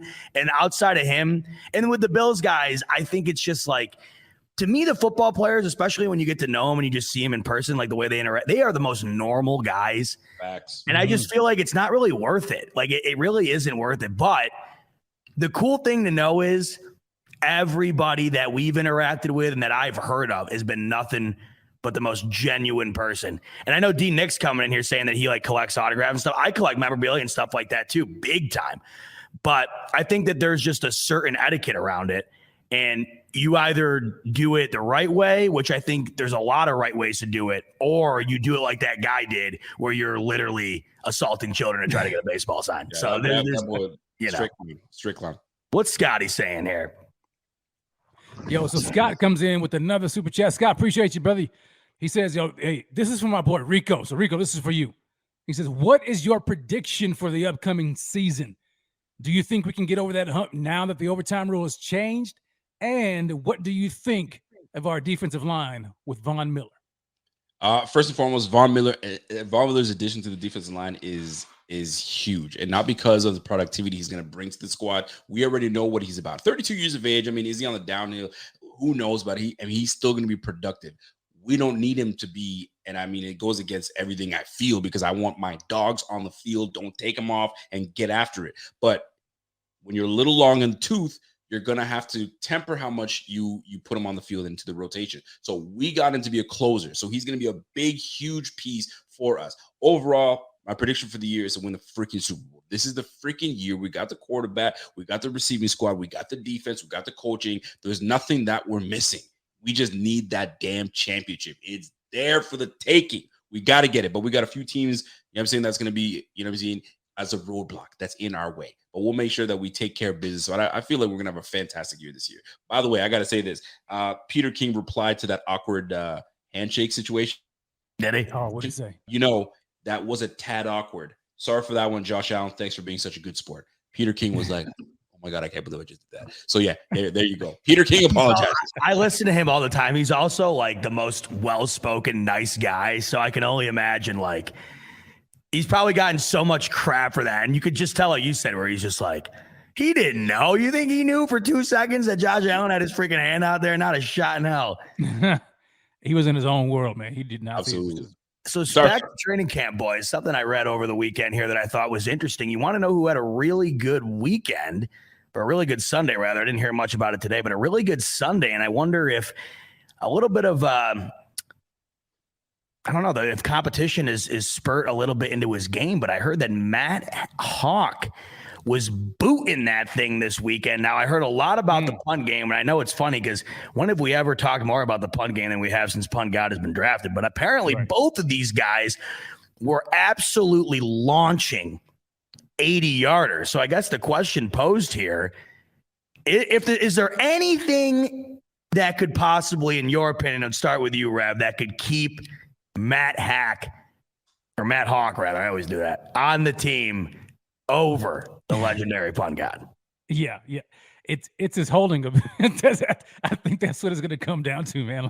Like if Matt erases the Punt God, if he can't handle the holds, there's no way that McDermott's going to put him on the field and trust him like that in those situations. So yeah. As long as and if Hawk doesn't start all over the bed, you know what I'm saying, when it comes to punting, you know what I'm saying, then I think it's going to be tough for the Punt God, man. He has to prove that not only can he hold out the vet right from the punting situation, but he has to prove that he can hold that ball laces out. Can't have the laces in, Bojo. Put them laces out, no fumbles, and make sure that ball is placed just right from my man Tyler Bass. If he can do that, then you know what I'm saying, hey, he's got it.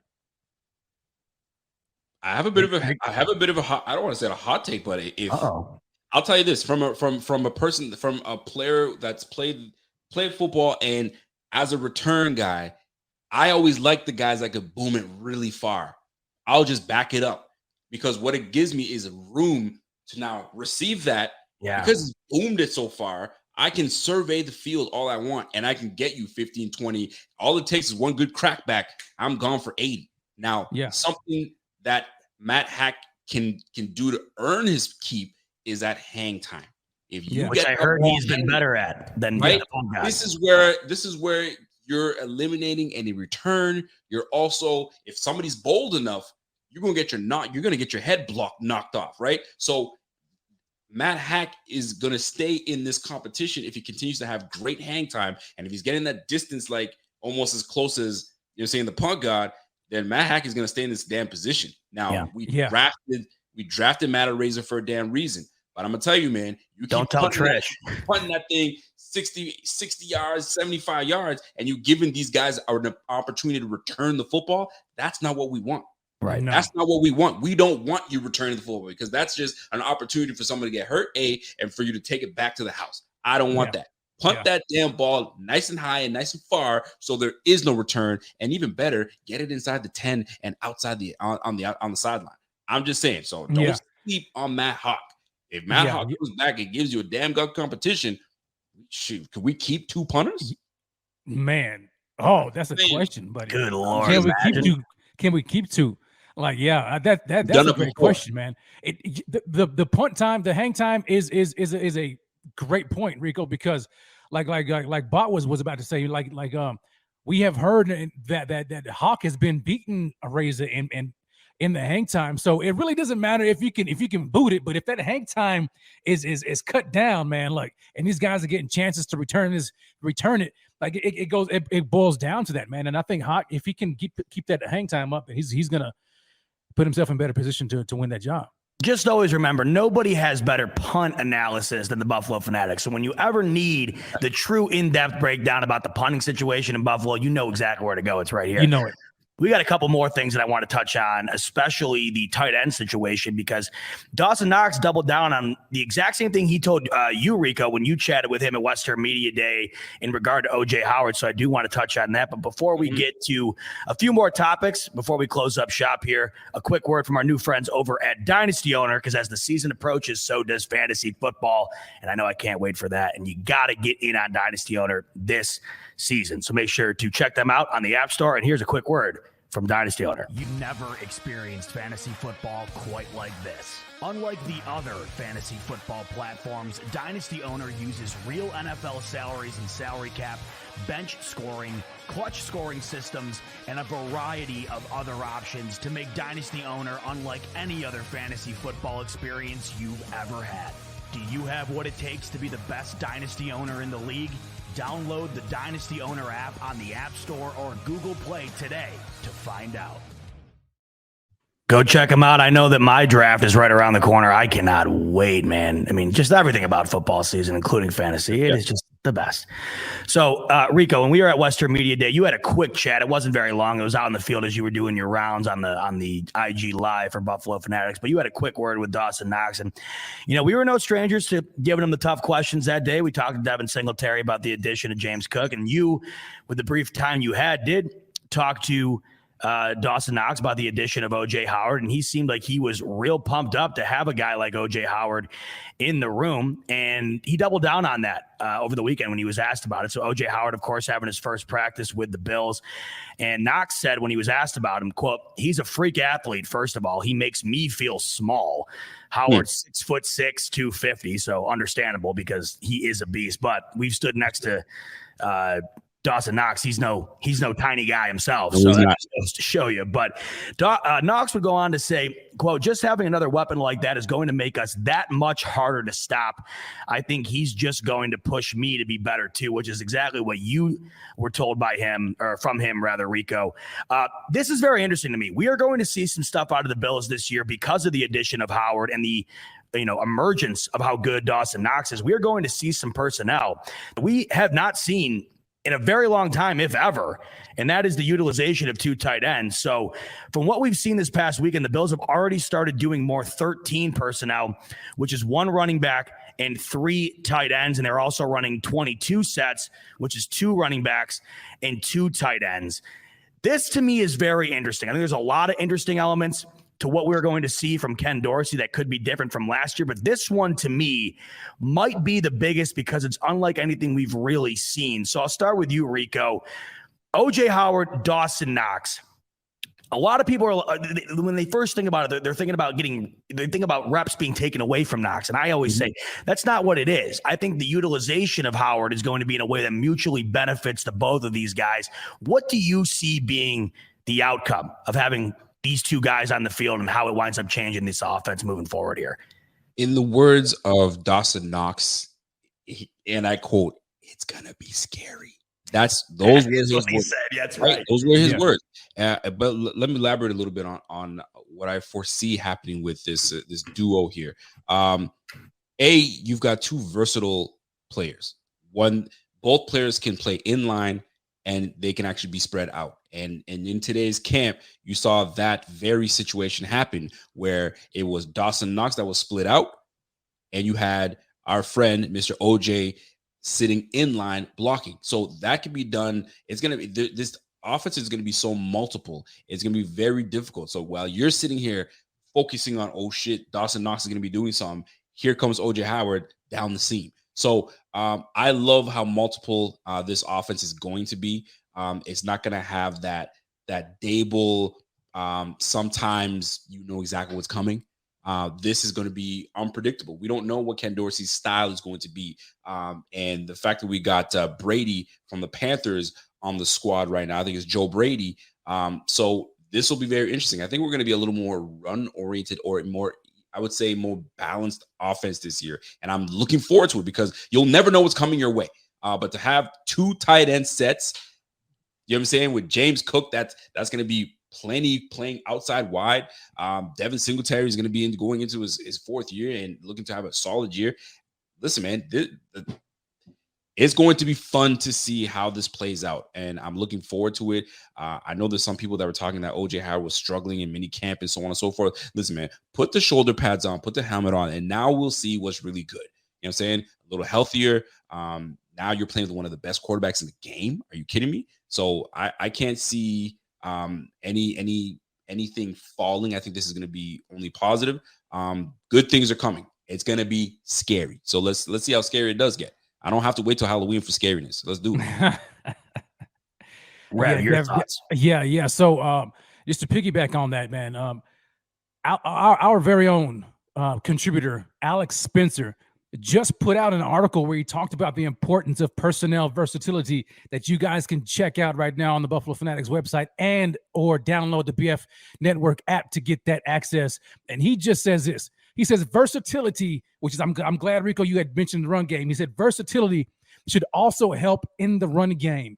The ability to come out in 13 personnel with Gabe Davis, who is our best blocking wide receiver, Reggie Gillum, O.J. Howard, Dawson Knox, and James Cook leaves a ton of options on the table. The priority should be to pass the ball, but if you catch a team consistently inviting the run against a heavier package, you should make them pay. At the end of the day, what this does, adding O.J. and Howard to the fold, it just makes us extremely versatile. If you can mix up the personnel packages to play against different matchups within the game, you become unpredictable, which, if I'm not mistaken, is what Brian Dable became in the season and later in the season. He became too predictable. But when you add a guy like O.J. Howard and the likes of James Cook and all the other weapons that we added, it makes his offense so versatile and so unpredictable. And I say this is a big if the new OC, Ken Dorsey, can take advantage of those weapons and be creative enough to make this thing work with all the different options. It's got me excited.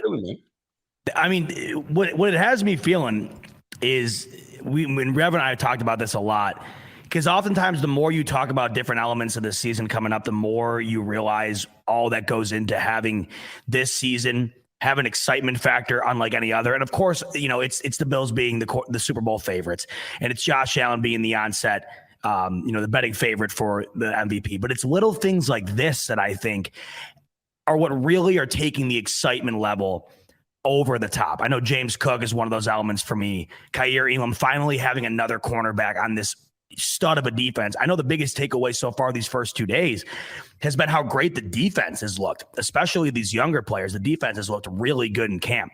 For me, this is another one of those big chunks of excitement that comes to my mind when I think about this coming season. Having a guy like O.J. Howard, who we know, maybe he's not at where he used to be, but we saw what Dawson Knox was able to do for this team last year in a position where a lot of people, including myself, which I have admitted, I was out on Dawson Knox for a while. I don't know, the way things were going the year prior with the drops and the inability to rely on him, I was definitely in the camp of, man, I don't know how to feel about it. And I know when we had Joe Marino on a few years ago, he thought, because I think you and I were in kind of lockstep there, Rico. And he was like, you guys are nuts. Boy, was he right. And I was so glad to be wrong, seeing what Dawson Knox was able to deliver. And I think similar to what I think James Cook is going to do for Devin Singletary, I think O.J. Howard has the potential to do to Dawson Knox. I think Singletary has a better year this year with the addition of James Cook, and I think the overall run game gets better. Dawson Knox last year, who led the league in touchdowns at the tight end position, I think allowing him to get involved in different ways, right? You have different schemes you can run now with a guy like O.J. Howard. That to me just tells me I'm seeing a better tight end performance loading right now for this upcoming season. So I'm super excited, but it's one of those elements, right? When you really step back and you think about all the things that are going into this season, that to me is one of them. Now, of course, the big one, and we could touch on this for a second, speaking of Peter King, before we get to the end of the show here. Peter King flat out asked Josh Allen, does it matter to you at all that everybody and their mothers got you winning the Super Bowl this year? Because out of all these elements, right, that has us excited, of course, the thing that's got us the most excited is everybody, not just Bills fans, but the vast majority of NFL fans have the Bills either making or winning the Super Bowl this year. And I know we've talked a lot about the pressure that brings to a team coming into the season. That's why I think week 1 is so big. You have so much expectation on your shoulders coming in. Josh Allen was asked that question, and he said it doesn't matter at all. It does not matter at all. It changes them this much. A big old goose egg. Absolutely. I'll start with you here, Rico. I believe Josh Allen. He doesn't strike me as a liar at all. I think he is an honest guy. And to me, you want to talk about somebody who's calm and cool under pressure, it's him. So I believe it. As a team overall, though, do you think that pressure doesn't leak in at all, knowing what is being set up for them this season, knowing how that season starts with that schedule? Do you think it's at least a small factor or nothing at all? Nothing at all. And I'll tell you why nothing at all. There's one man that keeps everything under control and keeps things in perspective for his players, and that is Sean McDermott. McDermott does not believe all the hype, the outside. Listen, the outside noise, and I think it was quoted, I don't know who it is, I'm paraphrasing here. The outside noise and all that outside chatter is for the folks. It's for the writers and the us, right? The new media is what they're calling us now, right? That's for them to speculate and draw up articles. We know what's at stake. First and foremost, Sean McDermott knows what's at stake. You've been out. Let me tip my cap a little bit. You've been out coached by Mr. Andy Reid. Yes. You know what I'm saying? When the games really count, right? Management issues, clock management, and communication issues, it falls on someone. And that's the head coach, right? He's got to take it. Now, whether you can blame here and blame there, it doesn't matter. We took the L to the Chiefs once again when it really matters. So Coach McDermott is going to keep these guys in line, especially his coaching staff, to make sure we don't believe the hype. One game at a time. You know the cliche stuff, right? One game at a time, one quarter at a time, yada, yada, yada. But these guys are not phased whatsoever. They know what's at stake. And when you've been to AFC Championship game, you lost in the division round, you've now tasted the playoffs multiple times. You're not trying to lose again. And pretty much got everybody back, and you want to lose again? No, sirree, Bob. This is the year that you get over the freaking hump and you get to raise that damn Lombardi. So me, Scott, Rev, you know what I'm saying, Pierre, Bobby can go all the Buffalo, and we can sing and dance in the parade, and we can say, you know what, the Bills got one Lombardi. We got a championship before we close our eyes for good. Let's go. Rev, I know you got something on this. I know this is your, this is where your bread and butter gets made, right? Man, look, man, you're gonna get me started. Man. You're gonna get me started. Look, It is not going to change Josh Allen's viewpoint or the team's viewpoint at all, man. These guys are locked and loaded. Do you not think for 1 second that they don't remember what happened last year? Do you not think for 1 second that they don't remember what happened the year prior? These guys are going to sit here and do the whole media talk, the whole pro talk. Yeah, no, this doesn't matter. But deep down on the inside, man, these guys are burning. They're burning to get back on the field. They listen to the hype. The hype means nothing, but you better believe it. They want redemption. They want redemption. They missed an opportunity last year. Whoever you want to blame it. They're not going to say anything, but we know who we think the blame belongs to. But nevertheless, these guys are going to come back this season ready to go, locked and loaded, because there's only one goal at hand. Only one. And that is to win it all. Everything else means absolutely nothing but hoisting that trophy, which I believe is going to happen this year. Let's get it, baby. I think we need to find a way this year. Every week you need to do that, but just based on that week's game. So you have to have that same energy, the same everything, and just a minute. And then we need to put that out every week. Because I remember when I had that jacket that I posted a picture and we didn't lose for like 6 straight weeks. Yes, that to me might be it. We cannot lose if Rev is putting out those sermons like that. I absolutely love it. I got you, man. I love it. Well, hey, folks, we've been floating around 200 plus live all night, which is absolutely amazing. We're approaching a 2-hour mark here, so we're going to get wrapping it up shortly. But before we do, I wanted to bring in Evan, who's behind the scenes right now doing a terrific job doing the producing tonight, because Evan is going to be going to the training camp himself 3 different times next week. He's going to be on fire.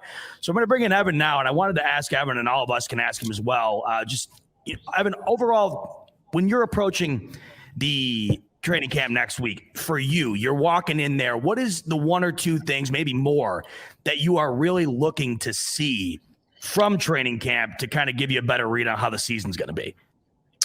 Well, realistically, by the time I get to training camp, the pads might be on. Our guys are going to be more conditioned. They're going to be in a spot where they're going to be playing more physical with one another. They're going to be, in more to that preseason type of mood. As of right now, they're just, getting back into the swing of things. Like, you notice that Josh Allen is a little rusty. He's not 100%.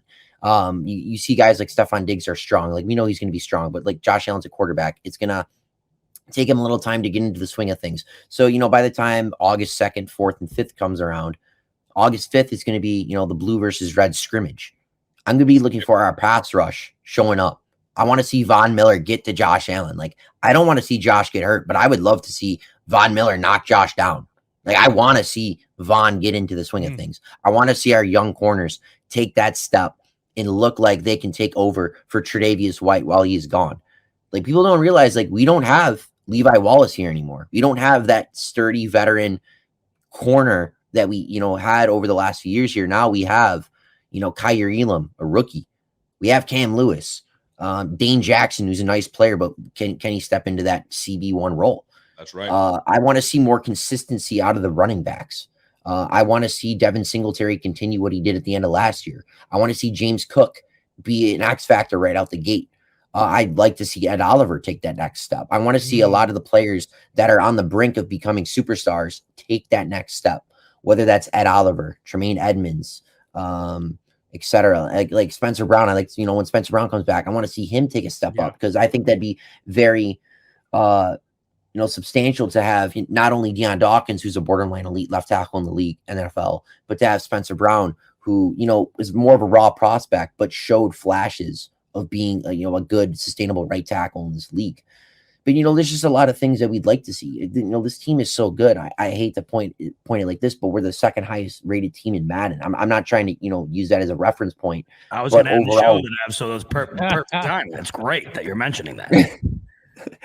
But no, just to, show it overall, we have a very well put together team. We have a lot of, players on this team. We don't have a lot of holes.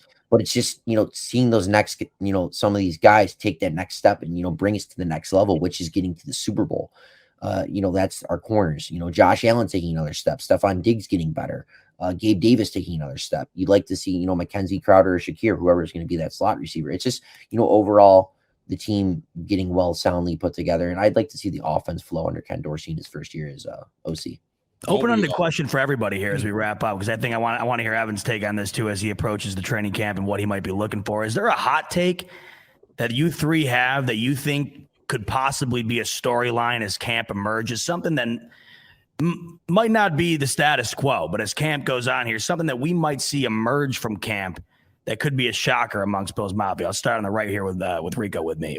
You got something that a hot take. You got something that it doesn't necessarily need to be steaming hot, but something that might not be status quo that you could see formulating throughout camp that might be a bit shocking. Let me start on the defensive side of the ball because right now there's a name that's it was heating up last year, but because we have such great depth, you didn't really hear this player, Nick McLeod. I'm looking to see Nick McLeod make some noise in camp. He made some noise today, and look for that name to make some noise.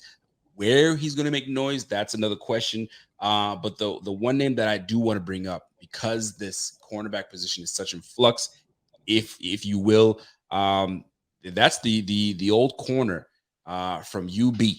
You know what I'm saying? Do not sleep on my man. So just you wait and see. I'm looking forward to it, but like hot take, it's too early for that. But I'll just say pay attention to Nick McLeod. That's the one name that's standing out to me right now. Made some big plays today. Josh Allen threw a couple pick sixes today.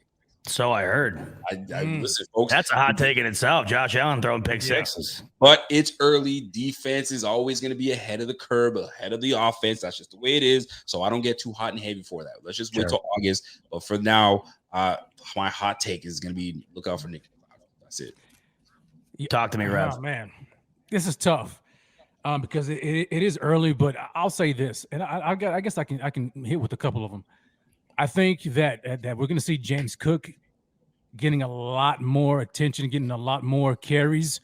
Whether that means he takes over for Singletary, I don't know. But I think as camp heats up, the more they see what he brings to the table, just with his versatility, I think that he could see his reps increase within camp and possibly put some heat upon my man Motor.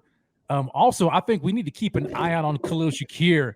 I had mentioned earlier that he's possibly just going to be, because we know McDermott values veterans in the locker room at various position groups, but man, you can't leave out a guy who may be outperforming some of the vets. So if Khalil Shakiir starts to make some noise in that wide receiver room at the slot position, look out, Mckenzie, a little dirty, I love you. Look out, Jamison Crowder, because the rookie could be coming for you.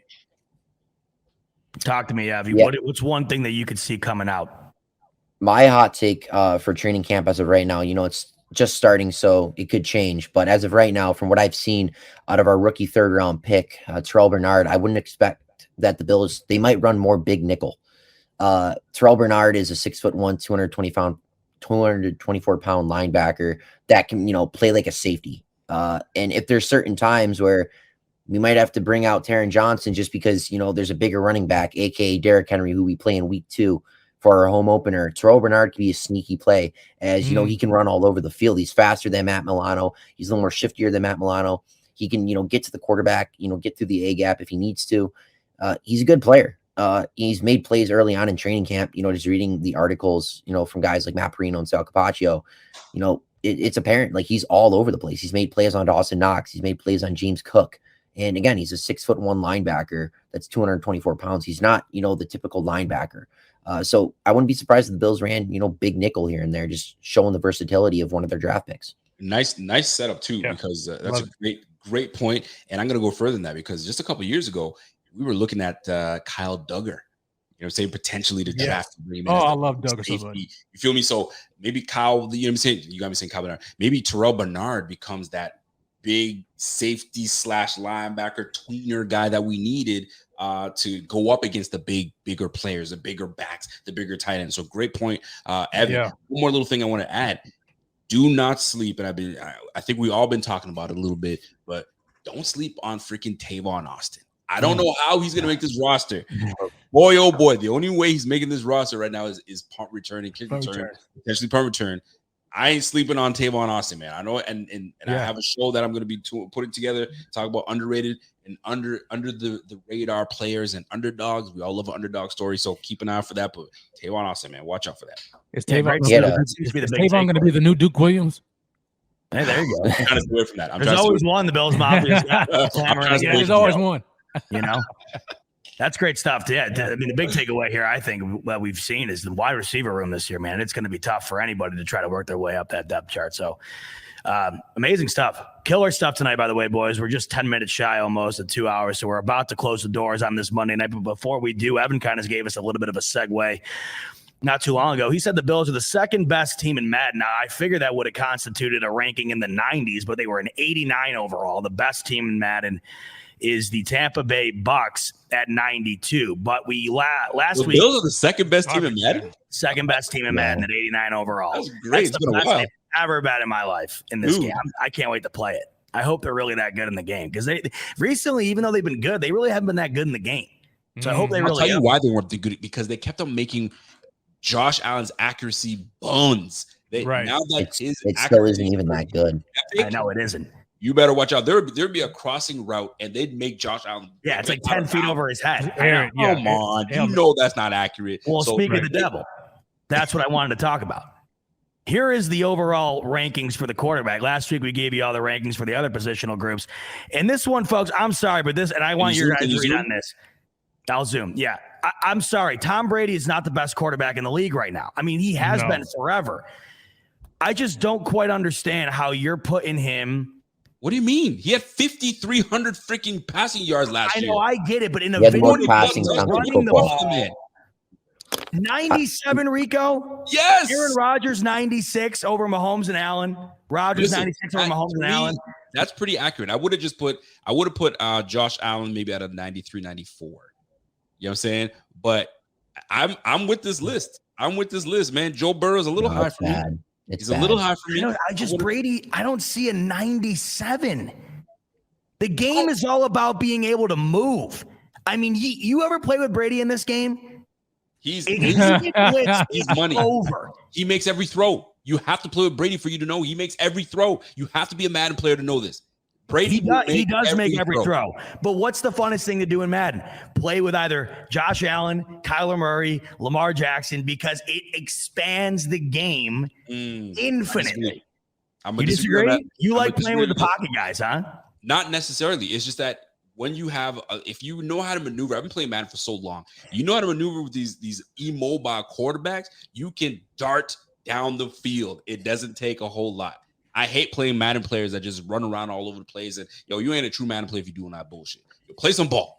Play some real ball. So you're saying QB rush Bush League. That's what you're saying. They favor the legends. Mostly Tom Brady's record, his Madden rating is exactly what the guy had a monster year last year. Maybe you can make a case for Aaron Rodgers with the MVP being up over and above him, but that's pretty damn good, man. Patrick Mahomes should be above Josh Allen. Josh Allen at a 92 with a 99 power. But Russell Wilson's a little low though.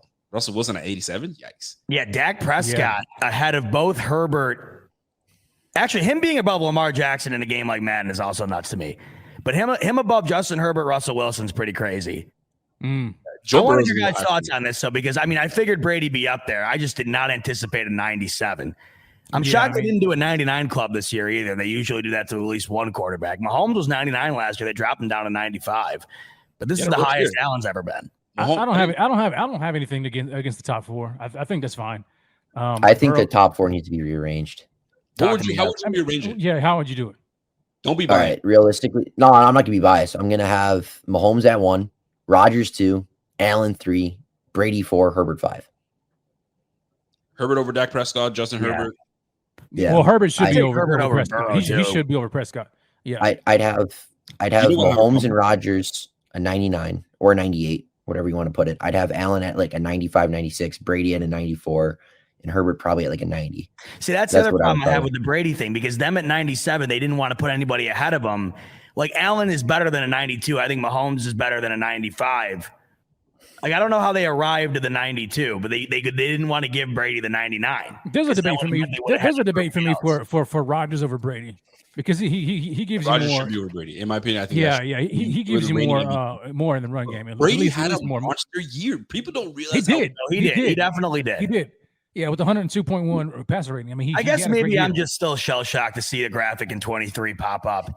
where he is at a 90. I mean, maybe that's just what it all comes down to. I don't know. Brady, 5,300 yards, 43 touchdowns, 12 interceptions with a 102 rating. Dude, you what are you going to put him a third, fourth best quarterback for Madden purposes? Yeah, but he also had the most passing attempts in football in a pass heavy orientated offense. Like his numbers are going to be like a little more inflated than other guys. Like the compared next to guy was 4,600 yards. Sorry, who was the next guy? I forget. I can't even. I just closed my page. Anyway, I think the ratings are right. The only thing that I have a big issue with is Deshaun Watson at a rating of 84. That's just him. Oh, I didn't even see that. Is that true? He gave him a rating of 84. I was like, wait a minute, where's Deshaun Watson? He should be there. Really? Anybody and their mama ask you a top 10 quarterback list right now, based on football alone, forget about the outside noise, football alone, he's a top 10 quarterback. But you got this. I didn't see that. His rating is 84.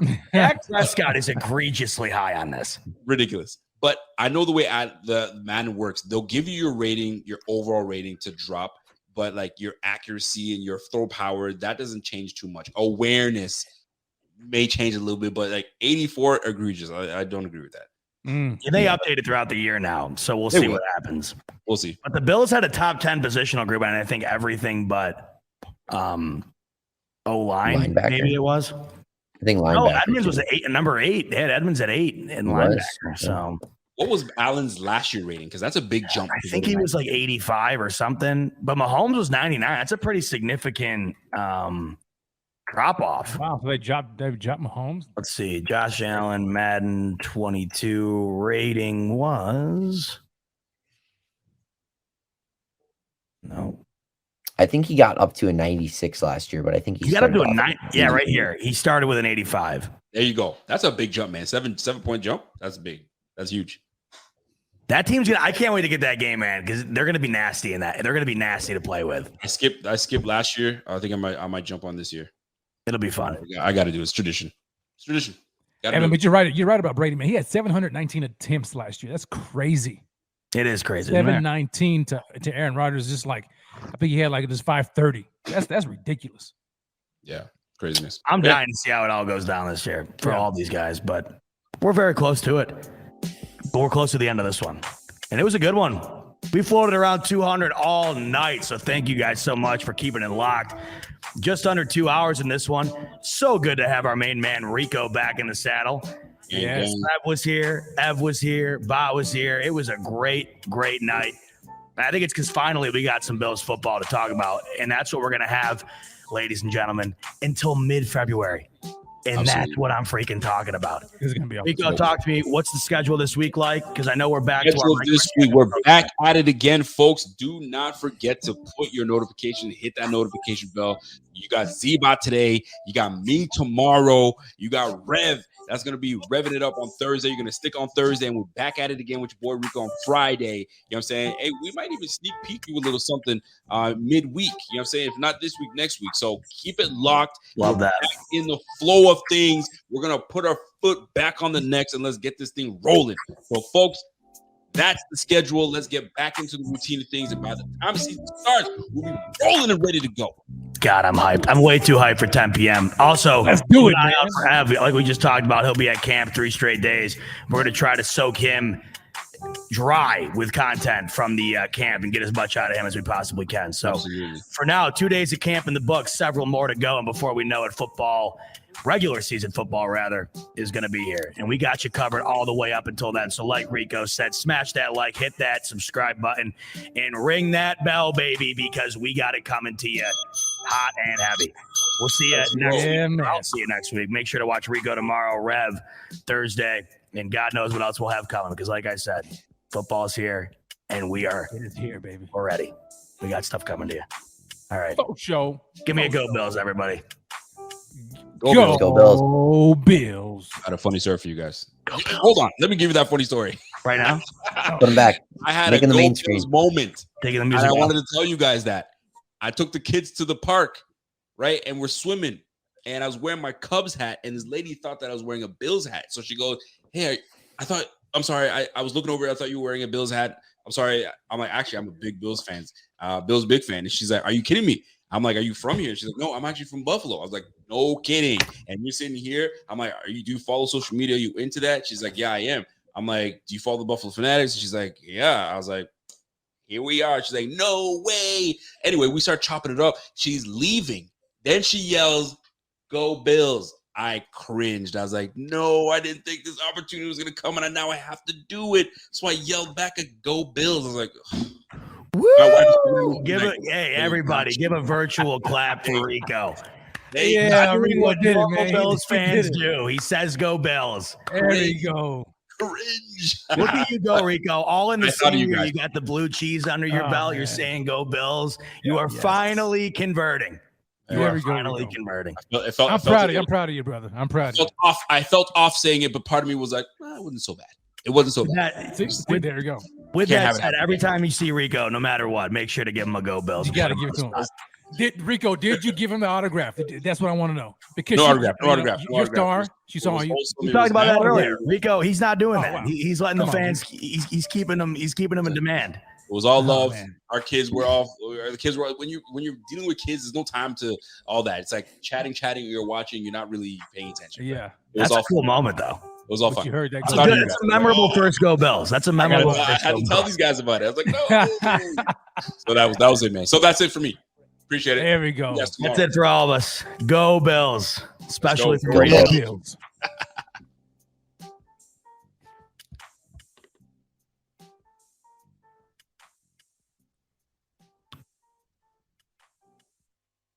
If you're a maintenance supervisor at a manufacturing facility and your machinery isn't working right, Grainger knows you need to understand what's wrong as soon as possible. So when a conveyor motor falters, Grainger offers diagnostic tools like calibration kits and multimeters to help you identify and fix the problem. With Grainger, you can be confident you have everything you need to keep your facility running smoothly. Call 1-800-GRAINGER, click Grainger.com, or just stop by. Grainger, for the ones who get it done.